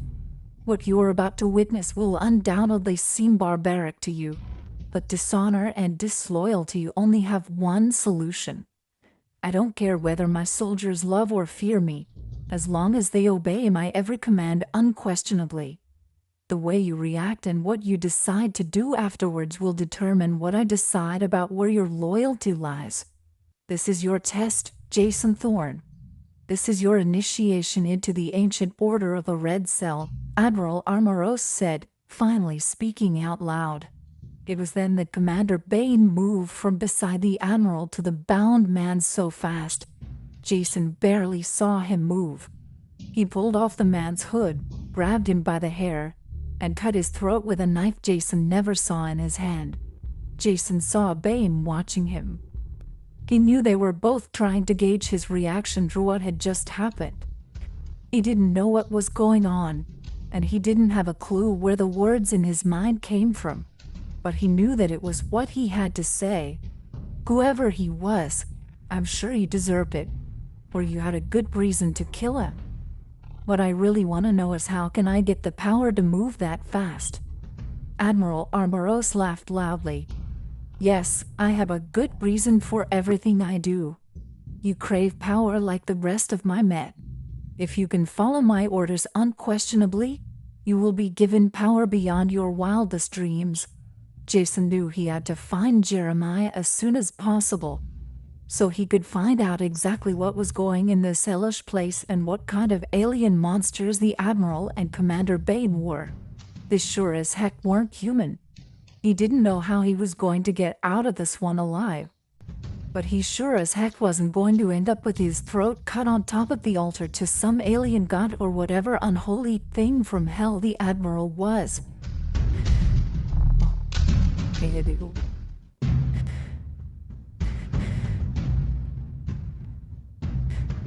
Chapter 8, Revelation 9. The Abyss and Release of the Watchers. Revelation 9, 1-11. 1 And the fifth angel sounded, and I saw a star fall from heaven unto the earth, and to him was given the key of the bottomless pit. 2 And he opened the bottomless pit, and there arose the smoke out of the pit, as the smoke of a great furnace, and the sun and the air were darkened by reason of the smoke of the pit. 3 And there came out of the smoke locusts upon the earth, and unto them was given power, as the scorpions of the earth have power. 4 And it was commanded them that they should not hurt the grass of the earth, neither any green thing, neither any tree, but only those men which have not the seal of God in their foreheads. 5 And to them it was given that they should not kill them, but that they should be tormented 5 months, and their torment was as the torment of a scorpion, when he striketh a man. 6 And in those days shall men seek death, and shall not find it, and shall desire to die, and death shall flee from them. 7 And the shapes of the locusts were like unto horses prepared unto battle, and on their heads were as it were crowns like gold, and their faces were as the faces of men. 8 And they had hair as the hair of women, and their teeth were as the teeth of lions. 9 And they had breastplates, as it were breastplates of iron, and the sound of their wings was as the sound of chariots of many horses running to battle. 10 And they had tails like unto scorpions, and there were stings in their tails, and their power was to hurt men 5 months. 11 And they had a king over them, which is the angel of the bottomless pit, whose name in the Hebrew tongue is Abaddon, but in the Greek tongue hath his name Apollyon. Joshua ben Yusuf secretly had teams of archaeologists working in different places around the world. One team in particular was led by world-renowned archaeologist Chandler Davidson. They were searching for antediluvian artifacts and excavating monoliths all around the vicinity of ancient Anatolia, Babylon, and Samaria. Today they were searching the area of Turkey, Syria, and Iraq.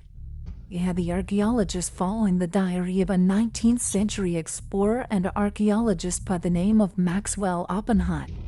Joshua ben Yusuf had been given the diary by a very high-ranking naval contact in America, Admiral Armoros.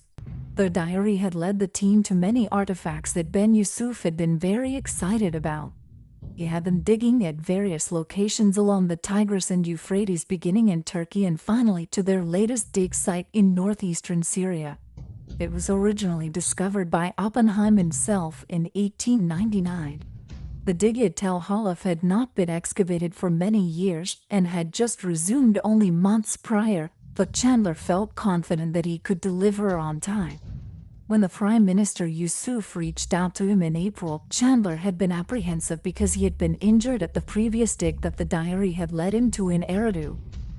The largest, most horrific creature that Chandler had ever seen was apparently living inside an ancient temple that they had excavated in Eridu. The beast would have looked human if it wasn't for his 10-foot height, 6 digits on his hands and feet, and the enormous fangs he used to almost drain Chandler of all of his blood. The pain from the creature's bite had lasted over a month, although it had deteriorated over time. After a couple weeks, Chandler had become somewhat accustomed to the ache in his neck. Even though he was apprehensive, Chandler made sure to accept the opportunity without pause from the man who had been dubbed by every major religion as the savior of the world. The last thing he wanted was to have a man powerful enough to bring peace to the Middle East upset with him. The rest of his team were even more apprehensive. Janet reluctantly agreed to help, and it took some effort to sway Kimberly and David to his side. Scotty, who had been working with Chandler the longest, was having nothing of it, and a day after Chandler reported back to the Prime Minister, Scotty was found dead in his apartment. It was clear that this wasn't a man who took no for an answer. The new guy, Robert, was an adequate enough addition to the team, but Chandler missed Scotty's knowledge of ancient civilizations. "Robert, can you grab the notebook from my tent?" Chandler asked. "It's on the nightstand next to my bed." The one great thing about working for someone as powerful as Joshua ben Yusuf, he spared no expense. Their tent complex seemed more like a large home than a tent.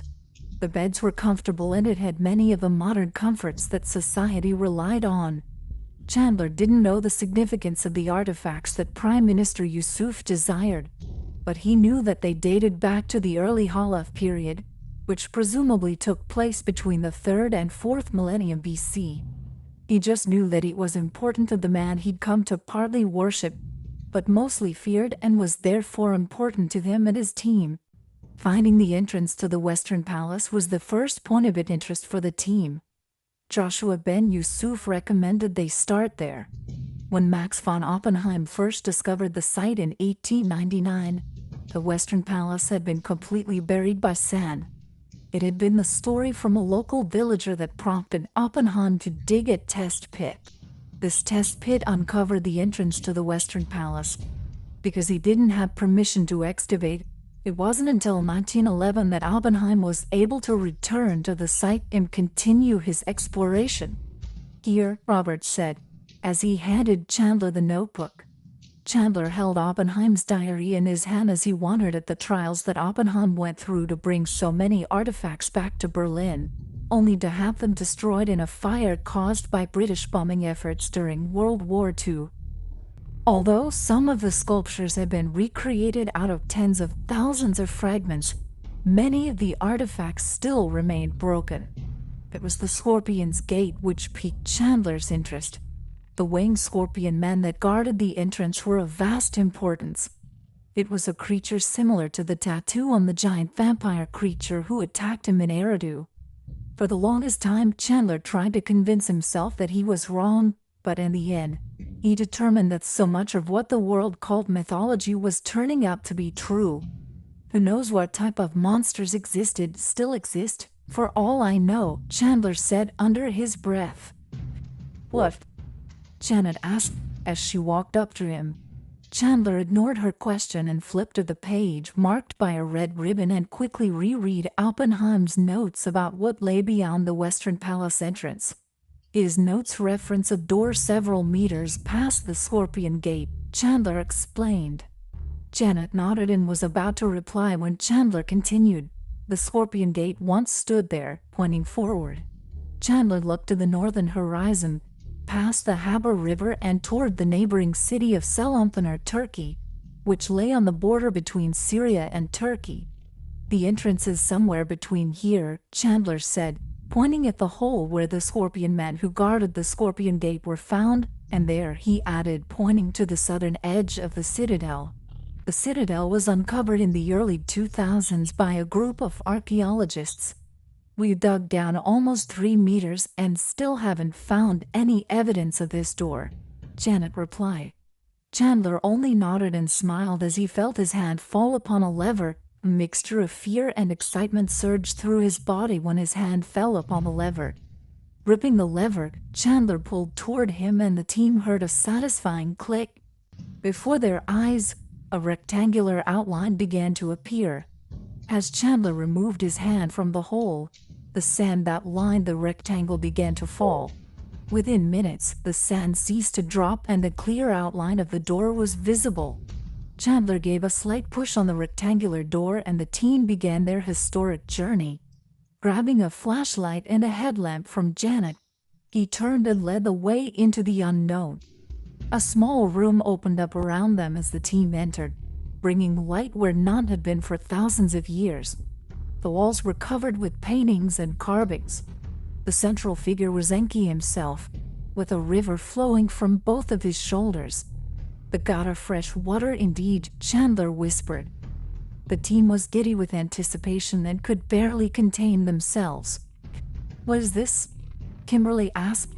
Kimberly was the youngest member of the team, but she was very qualified and had proven herself, nearing her 1-year anniversary with the group. She was pointing at a carving of a winged horse-like creature with a woman's face. Its long tail curled upward over its back and had a scorpion-like stinger at the end. Chandler moved toward the figure and slowly shook his head. In all his long years of study, he'd never seen anything like it. It was unlike any creature found in Sumerian or Akkadian mythology. "I don't know what that is, Kimberly. It is something that I've never seen." David lifted his camera and took a picture of the amazing beast. He'd been with Chandler the second longest, but he was the oldest member of the team at 53. Scotty rounded out the group before he had been killed, but now Robert was the final member of the team. His specialty was Mesopotamian mythology and lore. Although not wanting to leave the exquisitely preserved room, Chandler urged his team forward through a doorway to the right. An equally striking hallway ran approximately 10 feet before making way to a rectangular shaft that went downward. A stone staircase led downward around the outer walls of the space, with a small 3-foot square landing in each corner of the shaft. In the center, there was a small 4-by-4-foot opening, whose bottom couldn't be seen. Chandler popped a light stick and dropped it into the opening. The stick fell what looked to be 40 or 50 feet, and provided a view of the 4 sections of stairway on each wall. "Let's go," Chandler said, waving them forward. The walls of the shaft were carved and painted similarly to the entrance room and hallway.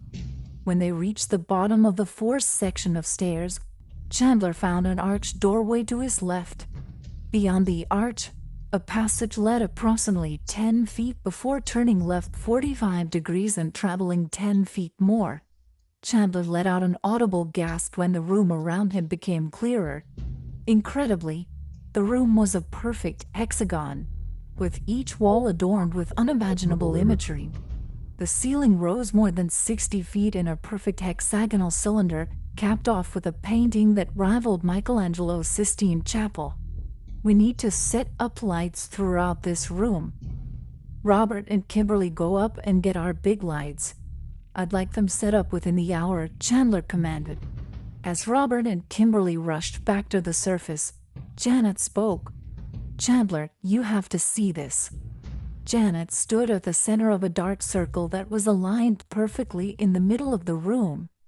Clang! The sound of his heavy boots stopped him in his tracks.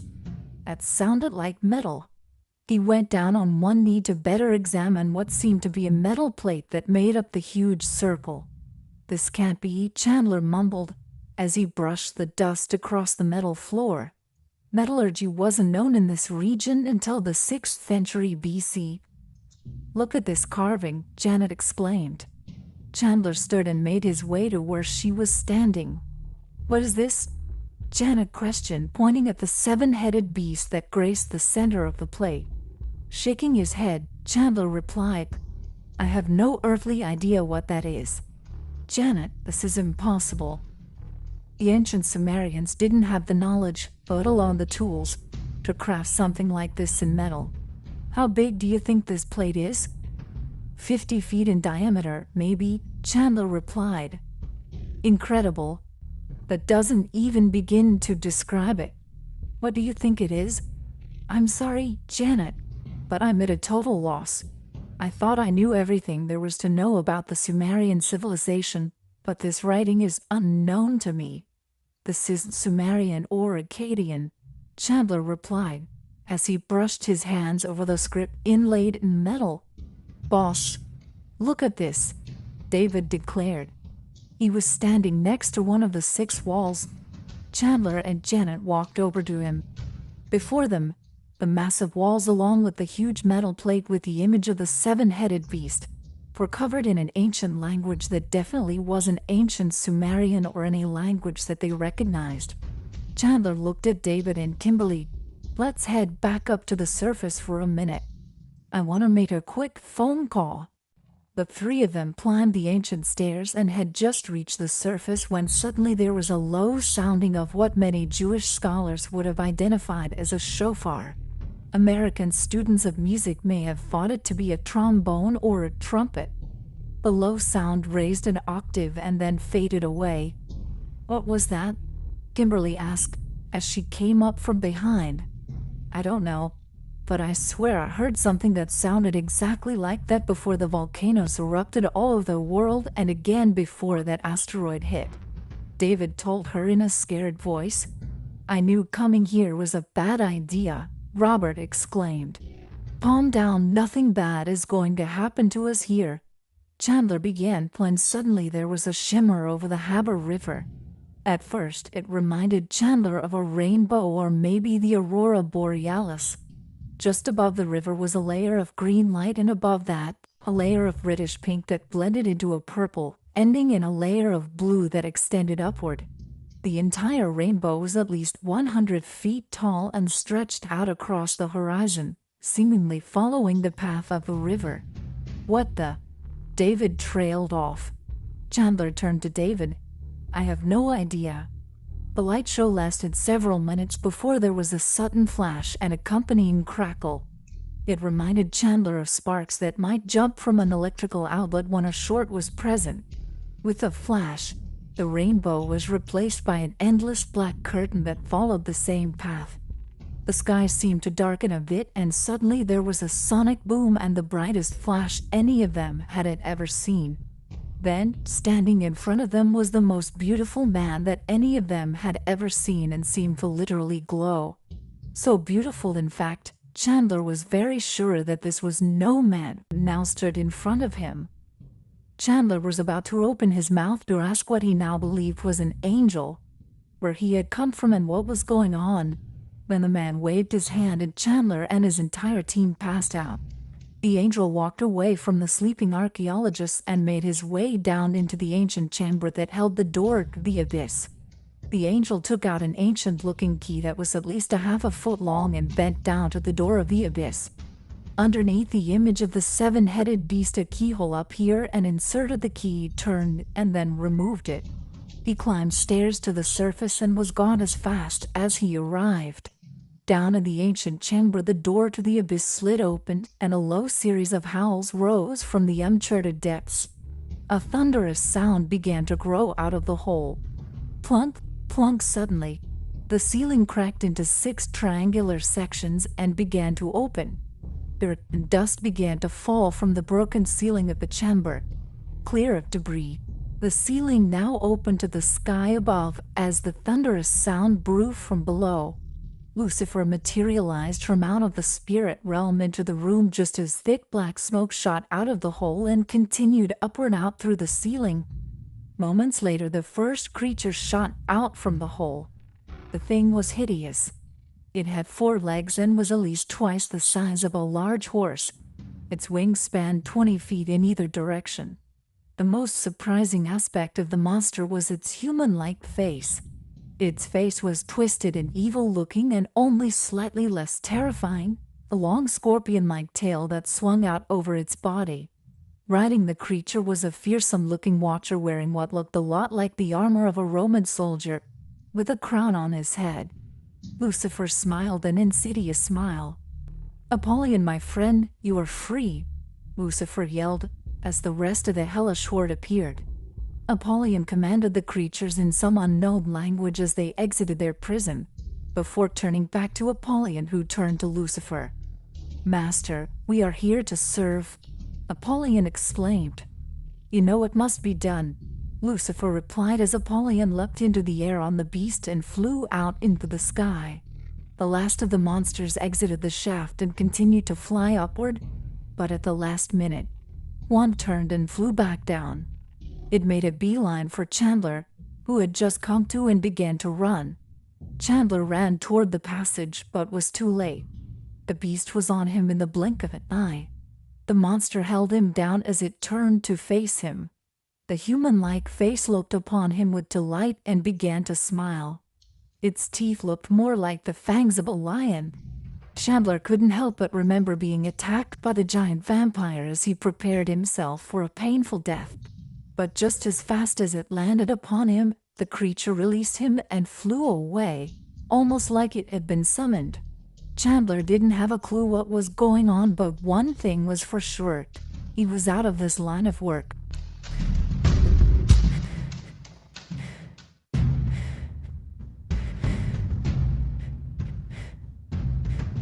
Chapter 9: The Identity of the Two Beasts.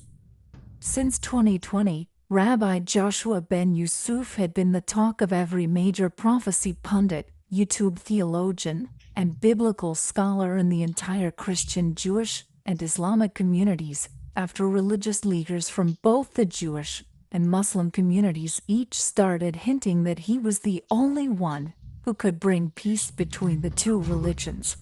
He was already one of the most powerful and loved men in the entire world at the age of 29. He was the youngest Secretary General in the history of the United Nations when he was appointed in December of 2020 as Secretary General, and finally Israeli Prime Minister Joshua ben Yusuf was able to bring to life the dreams of generations of Jews when the Third Temple was finally finished in October of 2024, after almost 2 years of construction. The treaty was seemingly miraculous that made it possible for the rebuilding of the Third Temple. It also created an official joining of the Catholic Church, Islam, and Judaism. This involved the complete remodeling of the Temple Mount and included the demolition of the Dome of the Rock that was replaced by a massive temple complex with all three religions, the Catholics, Jews, and Muslims, to worship. This allowed the Jews to reinstate the Levitical priesthood and restart temple sacrifices, and it allowed the Muslims to continue to visit one of Islam's most holy sites, also providing a place for Catholics to have Mass. Rabbi Joshua ben Yusuf had been born in Israel from a Jewish mother and Palestinian father. He made history again in 2022 when he became Prime Minister of Israel after the formation of a new ultra-religious government. The brand new government was led by the brand new Sanhedrin and even allowed Palestinians to have the same rights as Jewish citizens. This made Joshua ben Yusuf the most powerful political leader in the Middle East, if not the world, as well as the top religious leader of the Jews, Muslims, and Catholics who had become one religion after the war. He had just gotten started good in his rise of power. In December 2023, at the dedication of the new temple, he announced on international television that an ancient holy text had been found. He proclaimed to the world that he was the long-awaited Messiah of Israel, the Holy Hari of the Hindus, Lord Maitreya of the Buddhists, the Mahdi of Islam, and the second coming of Jesus Christ for the Catholics. He proclaimed that each of these saviors were the same man, and he was this man. This was confirmed by the most influential rabbis of the world, the Pope of Rome, all of the leading sheikhs, imams, and grand muftis, the Dalai Lama, as well as the Swamis of India. They had all gotten a visit from Lucifer posing as either the angel Gabriel, an ascended master, or a fully manifested God. Joshua ben Yusuf was sworn in as the Prime Minister of Israel the next week.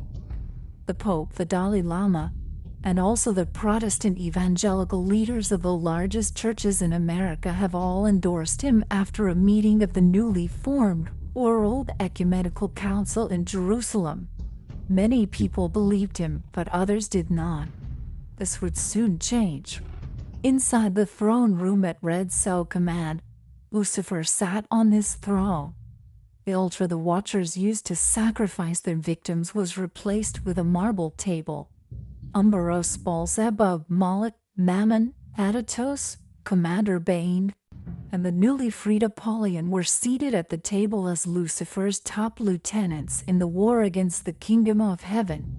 The human soldiers all referred to the command center as the war room, but this was the true war room. This was where all of the real strategy took place. This throne room had many like it in strategic places around the world, where Lucifer's council met throughout the centuries. It was always the same, with Lucifer's throne located in the center of the room and his top lieutenants seated at the marble table in front of him. They were all copies of the original that sat on top of Mount Hermon. Bane was the only one at the table who was not completely an angel. Although he was born and not created like his father and uncles, Bane was 6,000 years old and one of the original sons of the fallen. In the eyes of the Watchers, he had earned his place at the table. There was over 1,000 years where Bane ruled over the kingdom of darkness in the physical plane for Lucifer and his father. All they worked from the shadows in the spirit world.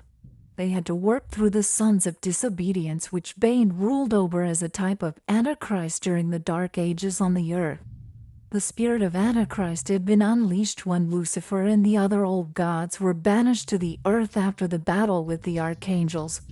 There had been many sons of disobedience who were filled with the spirit of Antichrist. None of those humans had the potential or power to be the physical manifestation of the spirit of Antichrist. Only Bane believed that he held the power of evil to fill those shoes. That time was long past, but it earned him his place at the table where he now sat. They were gathered around the table today discussing two very important operations that had been set into motion over 20 years ago and had just come to fruition with the opening of the abyss and freedom of Apollyon and the Watchers. The next item of business and first operation was the huge coordinated dissolving of the nations like America, Great Britain, France, and others for the establishment of a one world order.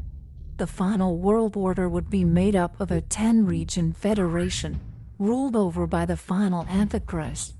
Lucifer and Armoros had set the stage for the rising of a new Nero, with the help of the puppet President of the United States in coordination with the former Secretary General of the UN, who was now the new Prime Minister and Messiah of Israel. All the world would be ruled over by one king. That was something the world hadn't seen since Nimrod. Armoros had used the secret societies to overthrow the monarchies in the 18th century and set up republics and democracies. They created a generation of people who no longer worshipped the God of heaven, but worshipped Mammon instead. The worship of Mammon fueled progress, lead to the worship of Lucifer and the other old gods. It made this final stage in the war possible. The one who would be the king over the Federation and world government was none other than Joshua ben Yusuf. The second item of business was the expansion of Lucifer's army of human hybrids that would be as strong and live as long as Bane. The militaries of the world called them super soldiers. Lucifer needed his army of hybrids to be 1 million strong and join the army of the abyss if there was any hope of taking on the hosts of heaven. One of his main goals was to make every human on the planet want to be exactly like the soldiers in his army, so that when the time came to offer their strength and immortality to the people of the world in exchange for their allegiance, They would be willing to worship him as Messiah in order to receive it. When Lucifer was still known as the Watcher Samael, he influenced Nimrod. Samael used his puppet Nimrod to try and build a portal in Babel that led to the third heaven and throne room of God. The attack on heaven never happened because God confused the languages and scattered the people across the world. After Lucifer was cast down to earth, he raised up Nero, hoping that he would be the one to destroy all the followers of Christ and be his own image bearer. But Nero died, and his spirit had been locked in the abyss with the Watchers. The abyss had been opened and the Watchers had been set free, and they brought forth the spirit of Nero with them. He was evil before being twisted, tortured, and turned into the Therion for 2,000 years in the abyss. Now they would have another chance with the entire army of the fallen along with all the sons of disobedience. They had used the secrets of heaven to create technology that not only changed the DNA of the soldiers, but also completely opened them up to receive and lock in the spirit of a Nephilim, so it completely took over the soldier's body and could never be removed. This not only would give a body to the unclean spirits that Lucifer controlled on earth, but it also would give a body to the imprisoned spirits of the original Nephilim along with Therion's spirit. They had been locked in Tartarus with the Watchers for thousands of years. It had taken almost 20 years to perfect the technology to indwell Nero's Therion spirit into a body using the same process used to turn the humans into hybrids. Lucifer had influenced mankind for the last 2,000 years, waiting on the time when his servant could rise again. The whole world will marvel at the beast who was, is not, and rises out of the abyss. Bane had been listening to Lucifer and his father talking about Therion's rise through the power from the blood of all the men who had been sacrificed on the ancient altar that stood in the middle of the throne room where he was now sitting. He had not understood why they insisted on bringing so many humans into Red Cell, but he finally understood. Every human that they recruited would either be used as a sacrifice for Therion's rising, or they would become a super soldier in Lucifer's army.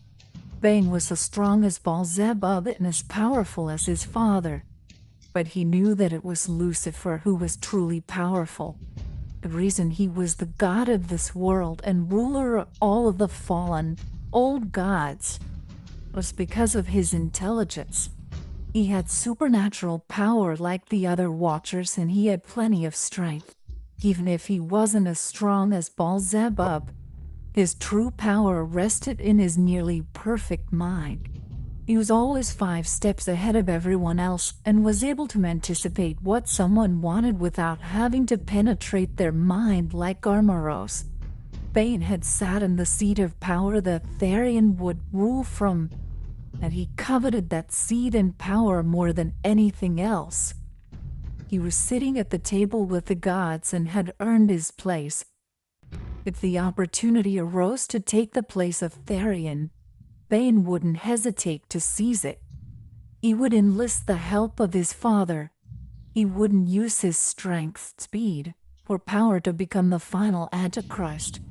He would think like Lucifer and use the greed and desires of those who stood in his way to seize control, and he would make sure they thought it was their idea. He would be working on his plan to take the throne, but right now he had a mission to carry out. Red Cell was about to destroy 3 governments at once and reorder the world.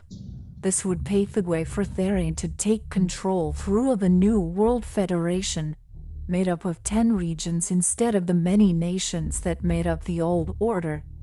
This mission wouldn't be the kind of attack Red Cell normally carried out with bombs or assassinations, although Red Cell certainly had the soldiers and weapons to take over every country in the world.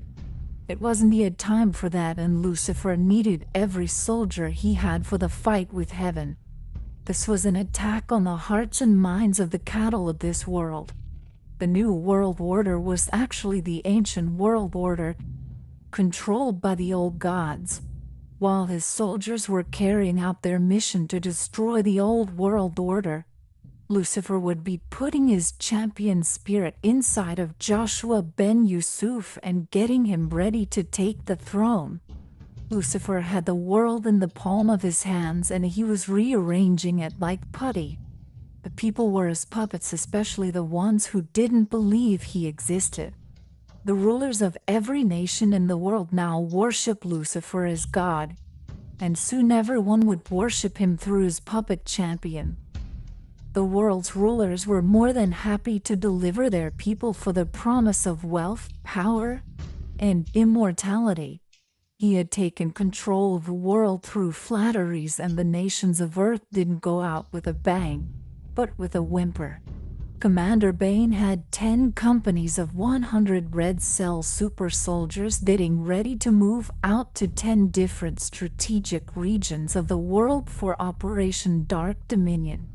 His soldiers were to oversee the transfer of power and make sure the covenant was signed and confirmed before the summit at the temple in Jerusalem where Therion would become king. He was the bringer of peace. All who worshipped him would have a place in his kingdom. Lucifer had his best scientists working side by side with his best sorcerers and necromancers to lock his spirit into the vessel of Rabbi Ben Yusuf. Lucifer was worshipped by both the Kabbalistic Jews as one of the aspects of Ein Sof, and the Muslims worshipped him as Allah. So he had no trouble convincing both sides that Joshua was their promised savior. Joshua ben Yusuf is the ruler Lucifer had chosen to be the vessel for the spirit of Therion. Joshua ben Yusuf would soon die and Nero would rise again. Both the natural and supernatural world would soon see the beast that had the deadly head wound rise again, and they will all marvel after the beast and say, "Who is able to make war with him?" They will worship the beast and the dragon who gives power unto the beast. Lucifer would soon rule over a world that he created and be worshipped by those who were made in his image. The whole world would be united into one world government, with one world religion, made up of people who worship the old gods. Anyone who refused would be put to death. Everything was in order except for one last move on a chessboard. Lucifer summoned Bane to the throne room. "Commander Bane, do you think I am not able to anticipate your desires because you are born of the Watchers? I know exactly what it is your heart desires and the schemes you are plotting in your mind. Do you think I am king of the gods for nothing? Do you think your ruthless father and uncles have not tried to steal dominion of this earth from me over the millennia since I took possession of it? Have ambition, and I admire that, nephew. In fact, I have decided to reward your ambition and allow you to go before my son and be his Elijah. Every Messiah needs a prophet, after all. You're already a master Kabbalist and sorcerer, and you will be granted all the power and authority that he has, and you will be in charge of worship. You will make sure the entire world worships our Dark Trinity. You know that name, do you not? That is what the Watchers have always called the three highest ruling gods. Your father, Baal, and myself have always made up the Dark Trinity. Now you, Therion, and I will be the final Dark Trinity who rules the entire universe. We have conquered Earth and we will soon conquer heaven as well. Your father will be proud when you lead the mission that will unite the world. You will go ahead of my champion to Israel. Do what's necessary to get rid of Joshua ben Yusuf. Then when Therion rises, go with him to the coronation ceremony at the temple. You will be his voice crying in the wilderness and prepare the way for his resurrection. His kingdom will be ready and waiting for his return. Go now, nephew, and prepare the way of the Lord." Bane smiled as he bowed to his uncle Lucifer. Dark shadows from Lucifer's hands that looked like black smoke moved across the floor and entered into Bane. He felt the surge of power like he had never felt before. Bane also knew that the power his uncle had given him also gave him complete access and control over Bane when and if Lucifer wanted it. Bane was no longer simply a Nephilim. He could feel Lucifer's presence at all times, and he wondered if all three of them would be connected when Therion arose. He would find out soon enough, because it was time for Therion to ascend. Chapter 10: The Death of Jason Thorne. Petty Officer First Class Jason Thorne was met by a uniformed Green Beret at the door out of the room where he had just witnessed the two most evil beings he had ever encountered murder a man in cold blood on top of what he could only describe as a pagan altar. Jason knew that although he did not understand why they killed the man, how and where they killed him in front of Jason to test his loyalty and ability to follow orders. At least that's the only reason he could think of at the moment. Jason had killed many people throughout his military career, and he had almost been killed many times himself, but nothing that he had experienced felt anything like what he felt watching Bane murder a complete stranger. Jason could not get over the way that the Admiral was able to get into his mind, or the way Bane moved his superhuman speed when he ran from beside the Admiral to the altar and cut the man's throat. He also couldn't stop thinking about the way he just knew what to say and how the words just came into his mind, almost like the way the Admiral spoke to him using his mind. But this was different. What the Admiral did felt like someone was invading his mind, and he knew that if the Admiral had wanted to, he could have made Jason think or do whatever he wanted. This didn't feel like an evil invasion of his mind. It felt peaceful and somehow just felt right deep down in his heart. Jason was so deep in thought that he had just been following the uniformed soldier without paying attention to where they were going. He was so lost that he didn't hear Jeremiah call his name the first time. They had just stepped out of the elevator into the war room when he heard Jeremiah call his name the second time. "Pa Thorne, it's good to see you found the command center all right."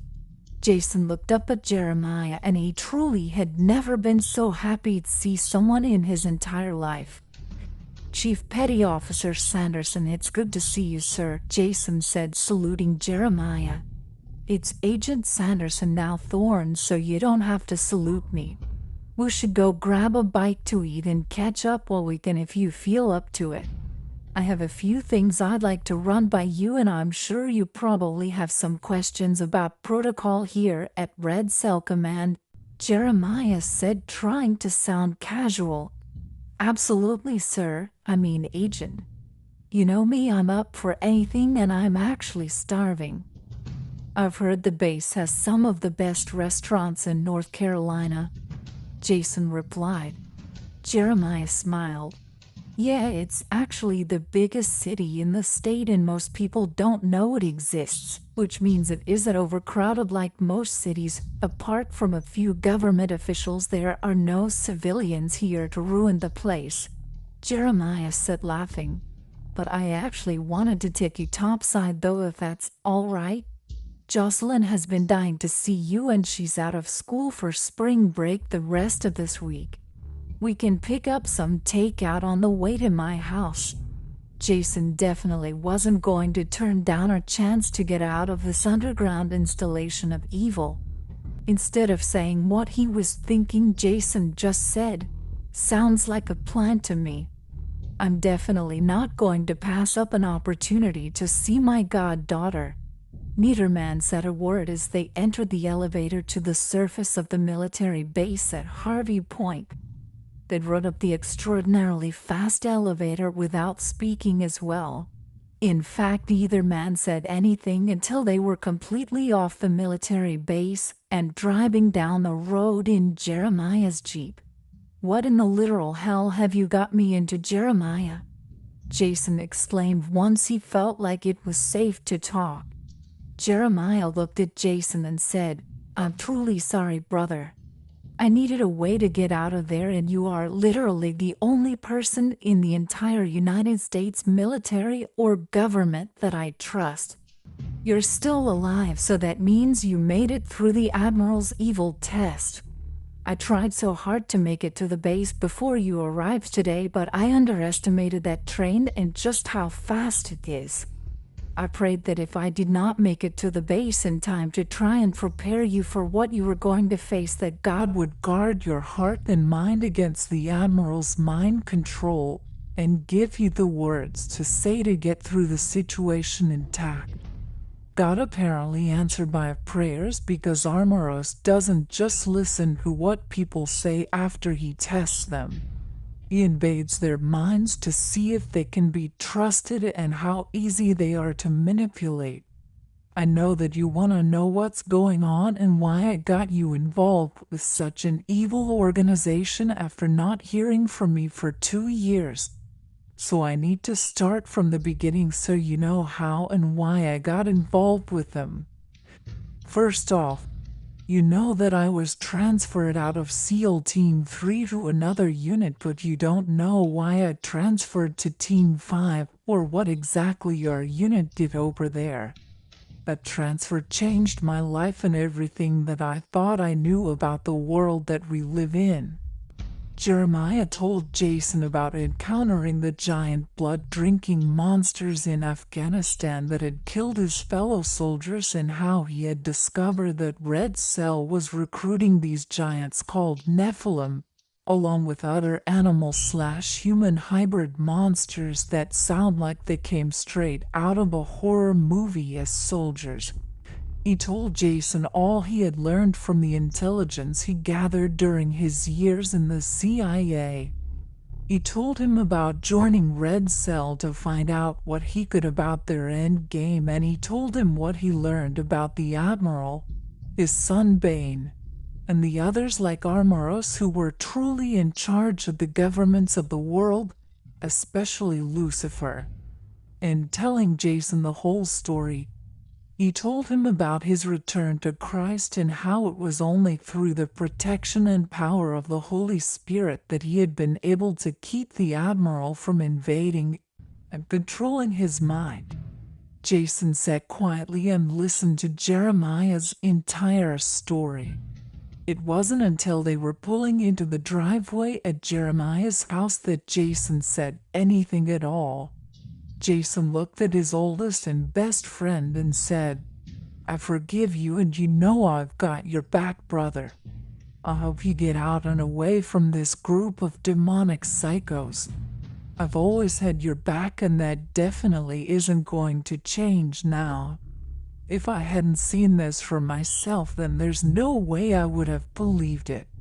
I've never believed much in God, and I've definitely never believed in monsters, but I do believe you, and I've seen enough for myself to know you're telling the truth.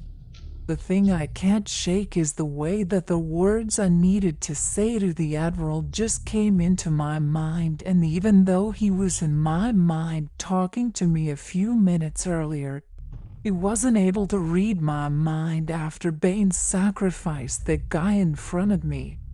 You said you prayed for me and asked God to guard my heart and mind and give me the words to say, and that is exactly what happened.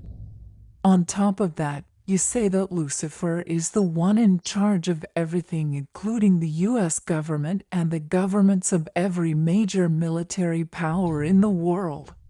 So if the devil exists, then God has to exist as well. I guess what I'm saying is that even though I've never believed in God before, I would be a fool not to believe now. So I need you to tell me exactly what I need to do in order to be a Christian like you. It's very obvious to me that a war is going on between good and evil, and it's time to pick a side. You have picked your side and even went undercover with the enemy. This is me picking a side as well." Jeremiah smiled at his oldest friend, and he proceeded to tell him all about Jesus Christ and why he had to come and die on the cross. He explained the gospel and showed him from the Bible. Jason was quiet for a few minutes, and then he told Jeremiah that he believed that Jesus really was the Son of God and that he died on the cross and rose again 3 days later. He asked Jeremiah if he could be baptized, and Jeremiah hugged his best friend and told him absolutely. The two men went inside where Jeremiah's daughter Jocelyn was watching TV in the living room. She was extremely happy to see her godfather, even happier that he had become a part of the kingdom of God. After they ate, they went in the backyard where the swimming pool was, and Jeremiah baptized Jason, and they truly became brothers. As he went into the water, Jason Thorne, son of disobedience, died. As he came up out of the water, Jason Thorne, son of the Most High God, was born again. Chapter 11, Power Given from On High. Acts 2:2-4. 2 And suddenly there came a sound from heaven as of a rushing mighty wind, and it filled all the house where they were sitting. 3 And there appeared unto them cloven tongues like as of fire, and it sat upon each of them. 4 And they were all filled with the Holy Ghost, and began to speak with other tongues, as the Spirit gave them utterance. Revelation 11:3-6.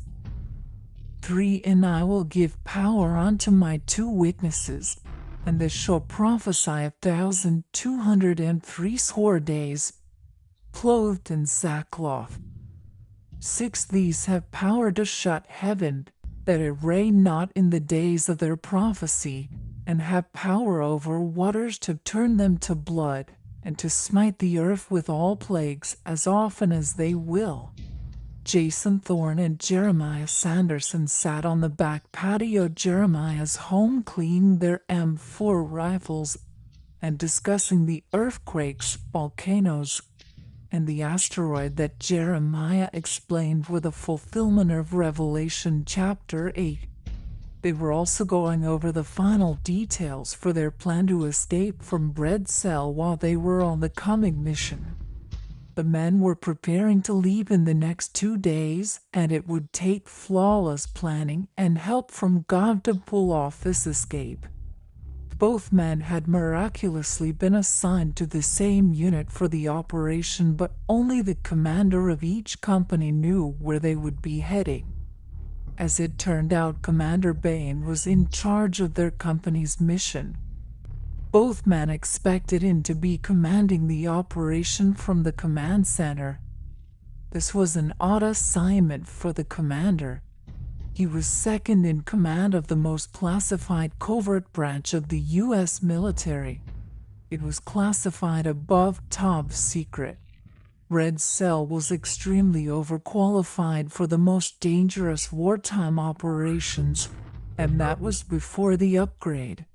More than half of the soldiers were Nephilim who didn't need the upgrade, and the rest were still head and shoulders above the rest of the Spec Ops community.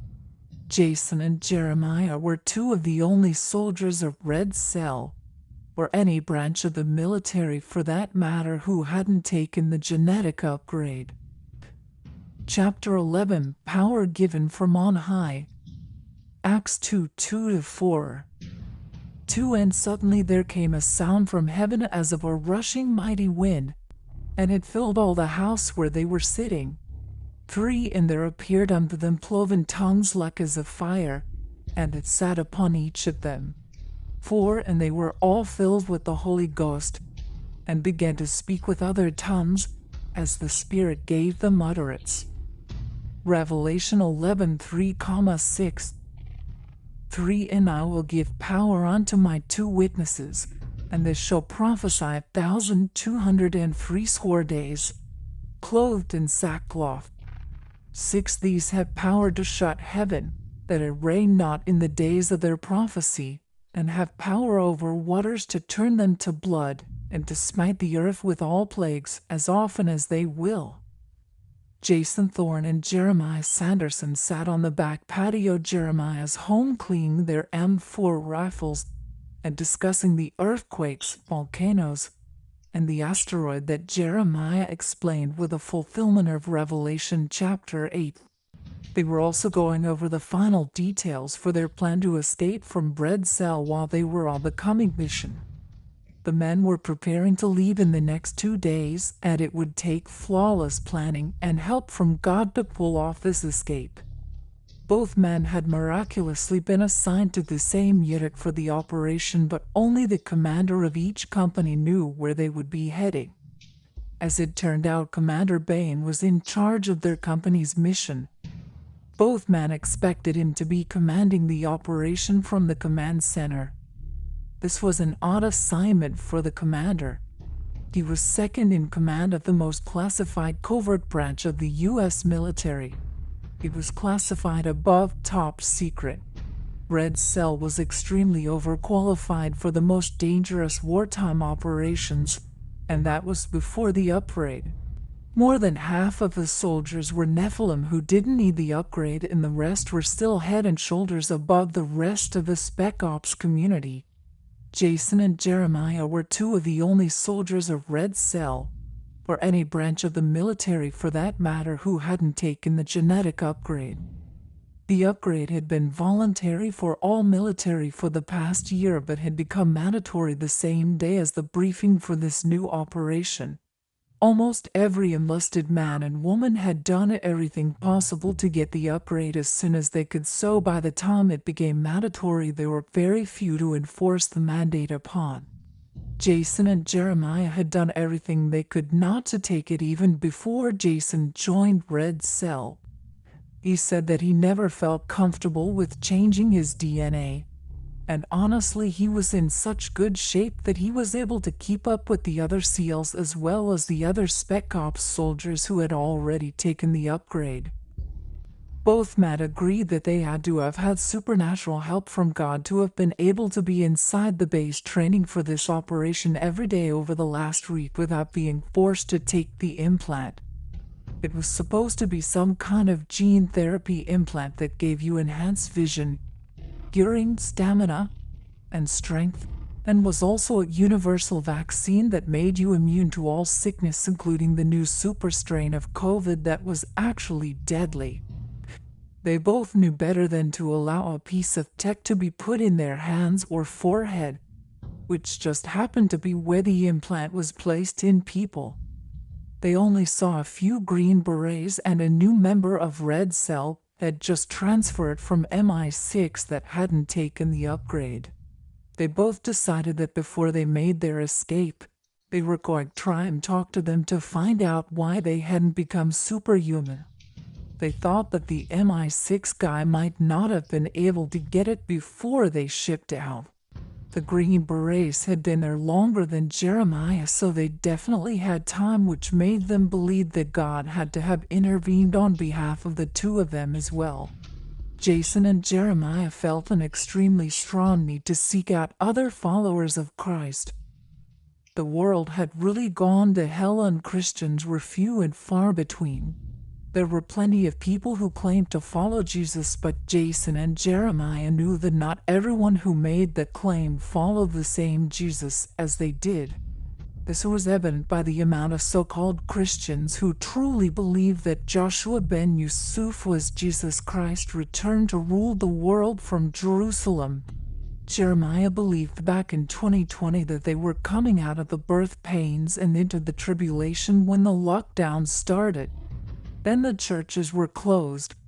He now knew for sure, since the volcanoes erupted and the asteroid hit, that they were not only in the tribulation, but in the middle of the trumpet judgments and almost halfway through.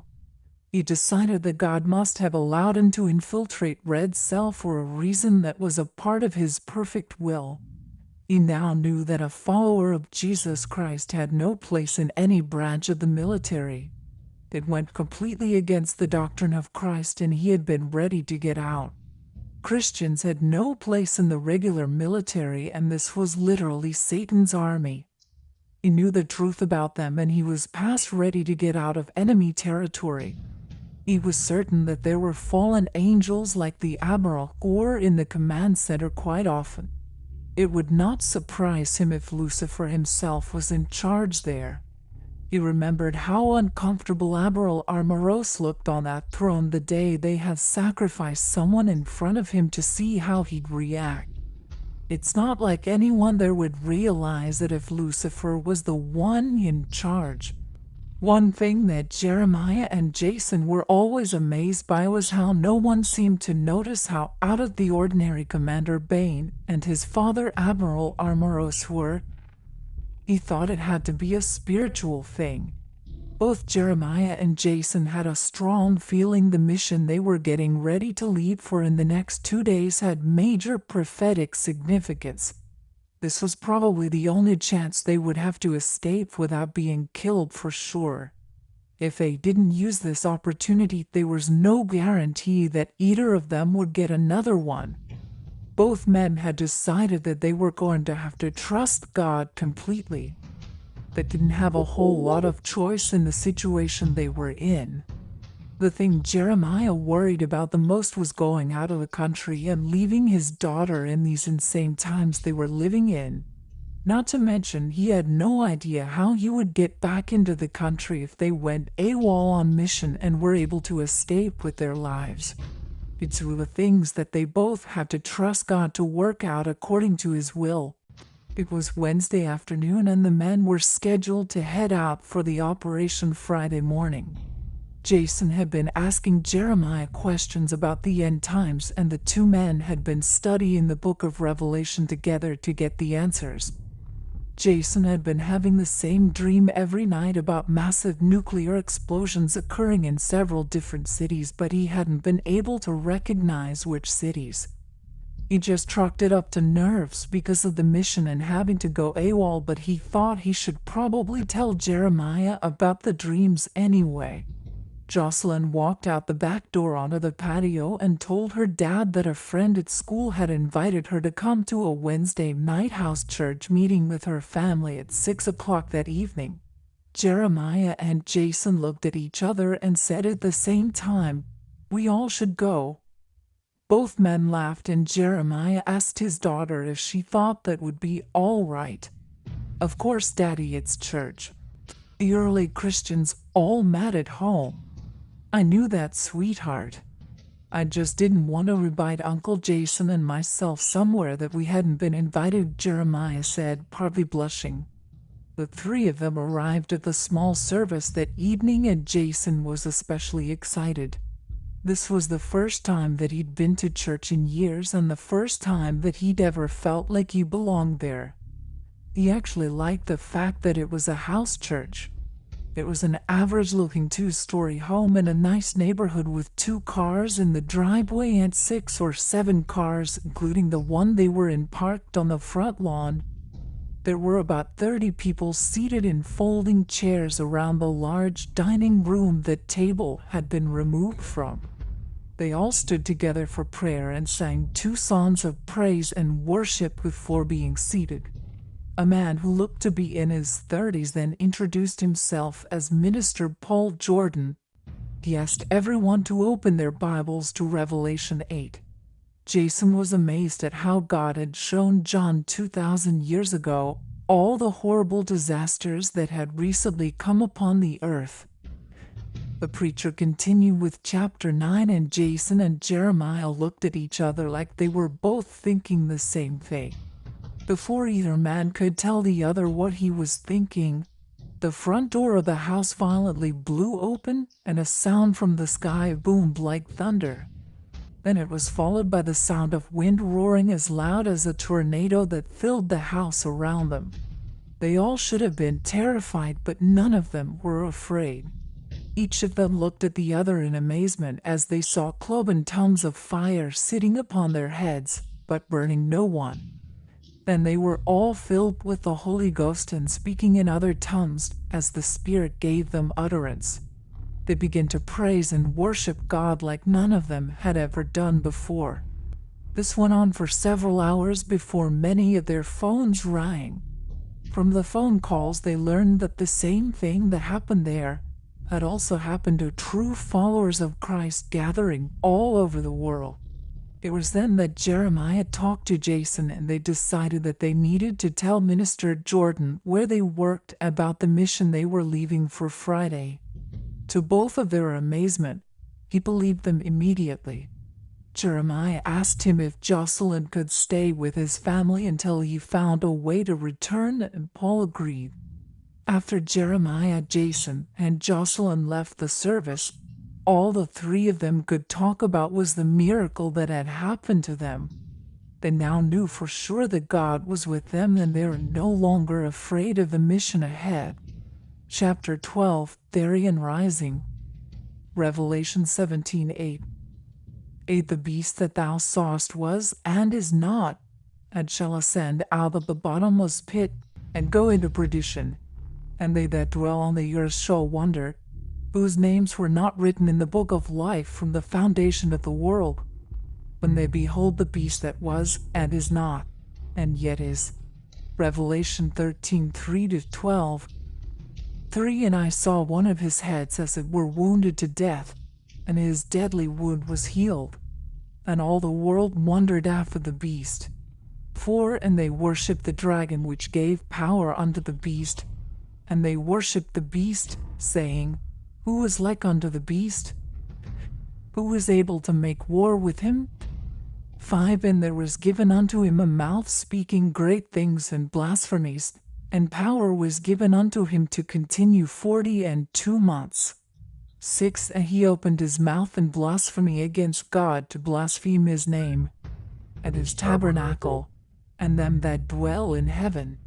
7. And it was given unto him to make war with the saints, and to overcome them, and power was given him over all kindreds, and tongues, and nations. 8. And all that dwell upon the earth shall worship him, whose names are not written in the book of life of a Lamb slain from the foundation of the world. 9. If any man have an ear, let him hear. 10. He that leadeth into captivity shall go into captivity. He that killeth with the sword must be killed with the sword.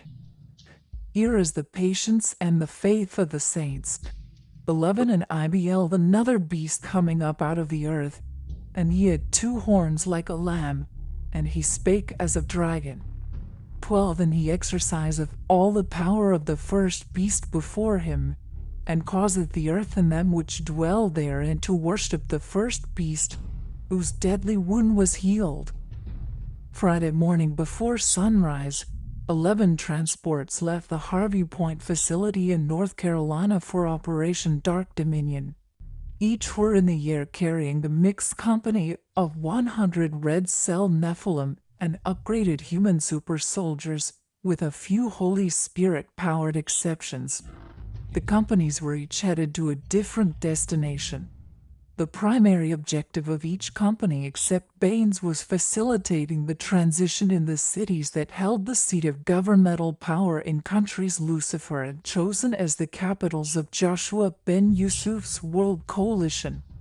Commander Bain was on the way to Israel with his company, including Jason Thorne and Jeremiah Sanderson. The soldiers in Bain's company were only told that they were going to back up the Israeli special forces in protecting Prime Minister Yusuf once he became Emperor Yusuf. This did not make sense to Jeremiah or Jason, but apparently one of the side effects of the upgrade was absolute and unquestioning obedience. Although none of the soldiers would have ever disobeyed orders, they definitely didn't used to be above talking to each other about orders that didn't make sense. The Israelis were the only country with Spec Ops soldiers that rivaled Red Cell, and better with the upgrade they may even be able to match them.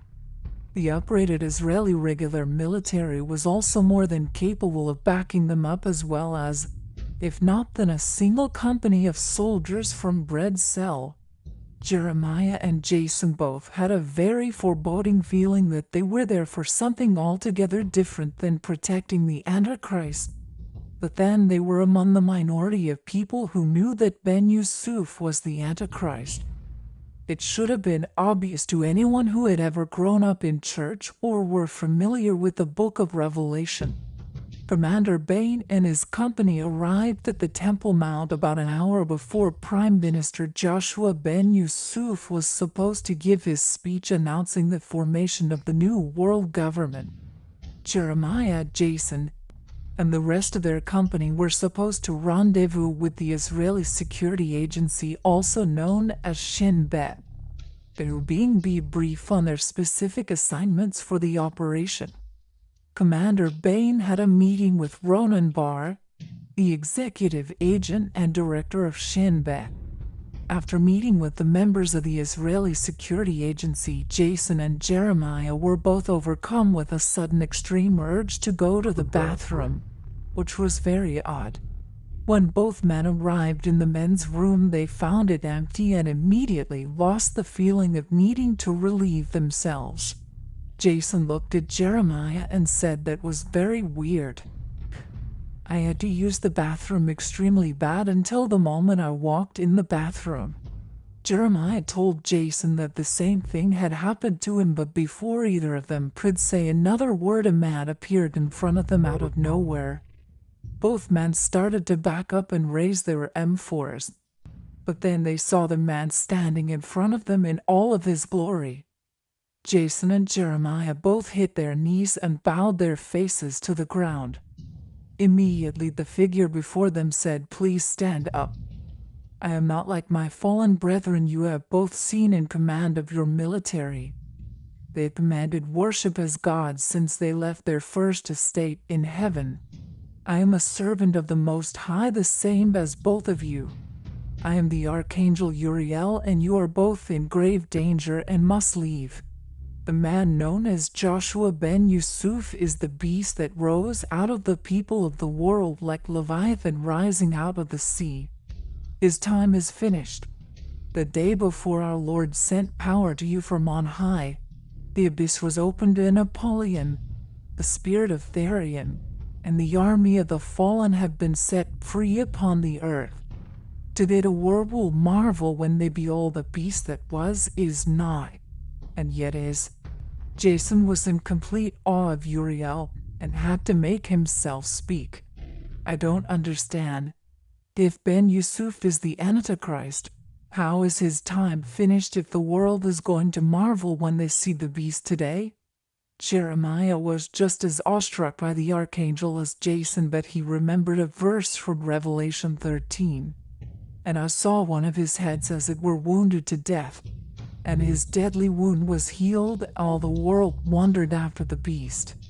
"I think I understand, Jason," Jeremiah said. "Well, I'm glad you do. You sound as cryptic as he does." "No offense, sir. I mean your holiness, or maybe your heavenliness. Please forgive me, Uriel. I'm new to all of this," Jason said, embarrassed. Uriel just smiled. "Fear not, my young friend. You have not offended me, but time is very short and you are not the only ones in danger. As a matter of fact, all your brothers and sisters are in danger, or at least they soon will be.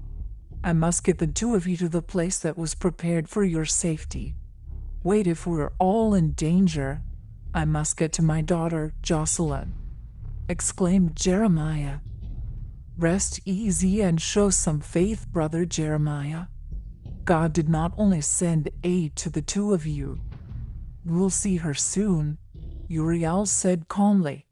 At that very moment, two things happened at almost the same time. The archangel grabbed each of the two men on the shoulder.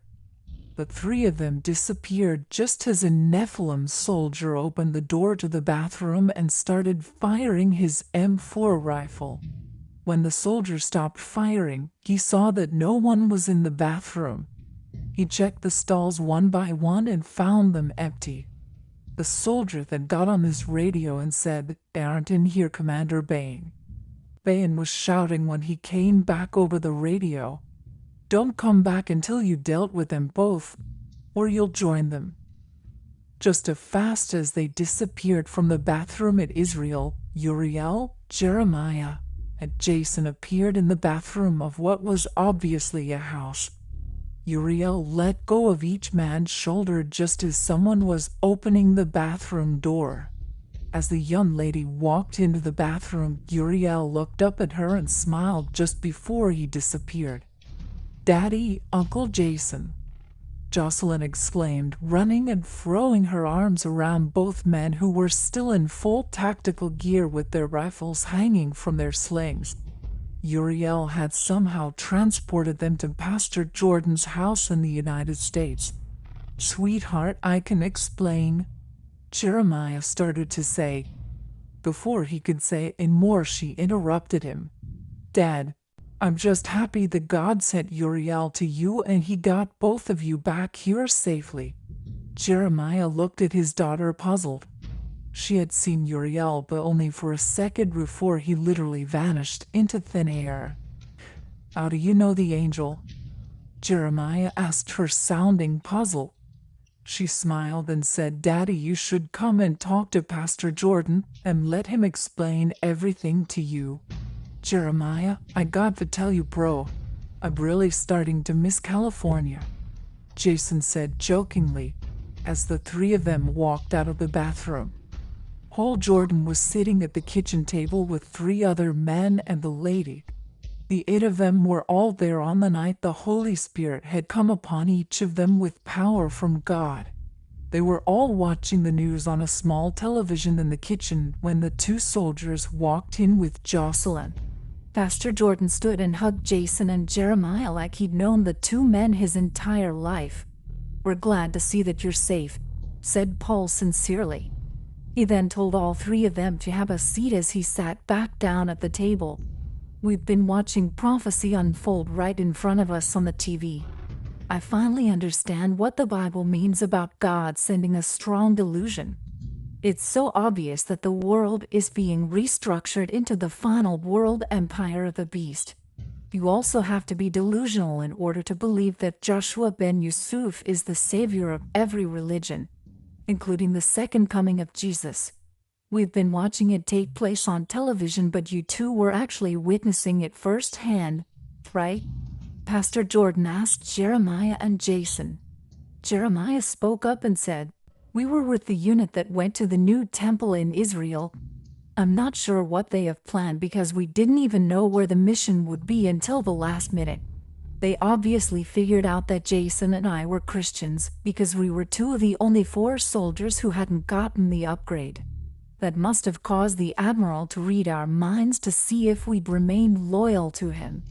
But he probably wasn't able to get past the Holy Spirit. The admiral has had red cell killing Christians since 2021. He wouldn't have taken any chances on having the enemy inside his camp. So Commander Bain sent a soldier to kill us. If Uriel had not gotten to us when he did, we'd be dead. The soldier started firing at us the same moment Uriel transported us here, in whatever miraculous way that he does it. Everyone started watching the television when they heard the voice of Joshua ben Yusuf addressing the world from outside the temple in Jerusalem. He was explaining that the world would no longer be broken up into separate, independent nations, but instead would be broken up into a global empire made up of 10 regions. Each region would have a king that would rule over it in his name and answer to him as the supreme emperor of the world. The 10 kings would be chosen by him, and any power they had would come from him. He had just gotten the words, "I will rule from the new capital of the world in Jerusalem," when a gunshot rang out, causing everyone in the crowd to scream and hit the ground. The shot struck Ben Yusuf in the head, knocking him to the ground. Israeli security forces and Red Cell soldiers surrounded the fallen world leader, and the people who had been on the ground in fear for their lives were now on their knees, weeping loudly.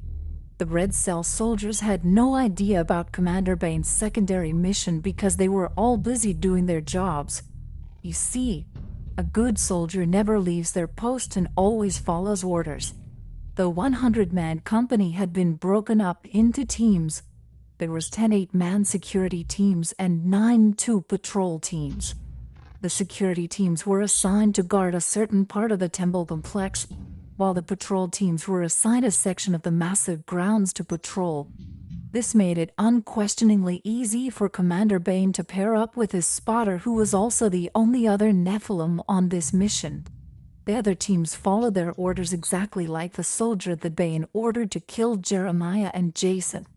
This allowed the commander and his spotter to easily take the shot to kill Joshua ben Yusuf and complete the first part of Bain's side mission. The second part of Bain's side mission was also carried out without a hitch. It happened live on international television with the whole world watching in disbelief. Bain rushed to the fallen Joshua ben Yusuf and arrived just as paramedics were loading him onto a stretcher. Tensions and suspicions were more than high between Israeli forces and Red Cell soldiers since only the two Nephilim knew who had fired the shot. Bain stopped the paramedics from loading Ben Yusuf onto the ambulance, and that was the last straw for the Israelis, who all pointed their weapons at the commander. This prompted the Red Cell soldiers to raise their own guns, and it seemed like the two sides were going to start firing on one another. Right then, lightning struck the earth in the middle of them, knocking some soldiers back and others down. The lightning was accompanied by a blinding flash of light, and standing in their midst was Lucifer, looking like an angel of light. He had appeared to everyone watching the same as he had appeared to the religious leaders of the world, to convince them that the Savior of all religions was coming with Joshua ben Yusuf's description. "I am Gabriel, messenger of God," he declared. Lucifer then put his hand on Bain's shoulder and declared to the world, "The all-powerful God of the world has made this man his prophet and given him power and authority. He has also sent you a Savior with the same power and authority." He then said, raising the lifeless hand of Joshua ben Yusuf before vanishing in a flash of light. Bain then walked over to the mortally wounded ben Yusuf with a new improved nanotech upgrade concealed in his giant hand. This upgrade had been forged with Kabbalistic sorcery and contained the spirit of Nero. Bain knelt down and pretended to pray with one hand on Joshua ben Yusuf's chest, and with the other he attached the nanotechnology to his head. "Arise, my lord," Bain shouted, and then he stood, raised his hand high, then appeared to cause Joshua ben Yusuf to be struck by lightning as he threw his hand down towards him. He sat straight up when the lightning bolt hit his body, instead of destroying him the way it should have. As he stood to his feet from the stretcher, Joshua ben Yusuf became the risen beast. As he raised both of his giant hands in the air, Bain shouted, "Bow down and worship your risen Lord, whose deadly wound was healed." Jason, Jeremiah, and the other Christians at the table watched in disgust as the enemy of God was declared the emperor of the world. They all knew that the next thing that happens on the prophetic timeline, the Antichrist would make all-out war against the saints of God. Bain, who they now knew was the false prophet, had already been killing Christians for years, but that was nothing compared to what was coming. About the author. Pastor Jeremy Anderson is from a small town in South Carolina in the southeastern United States.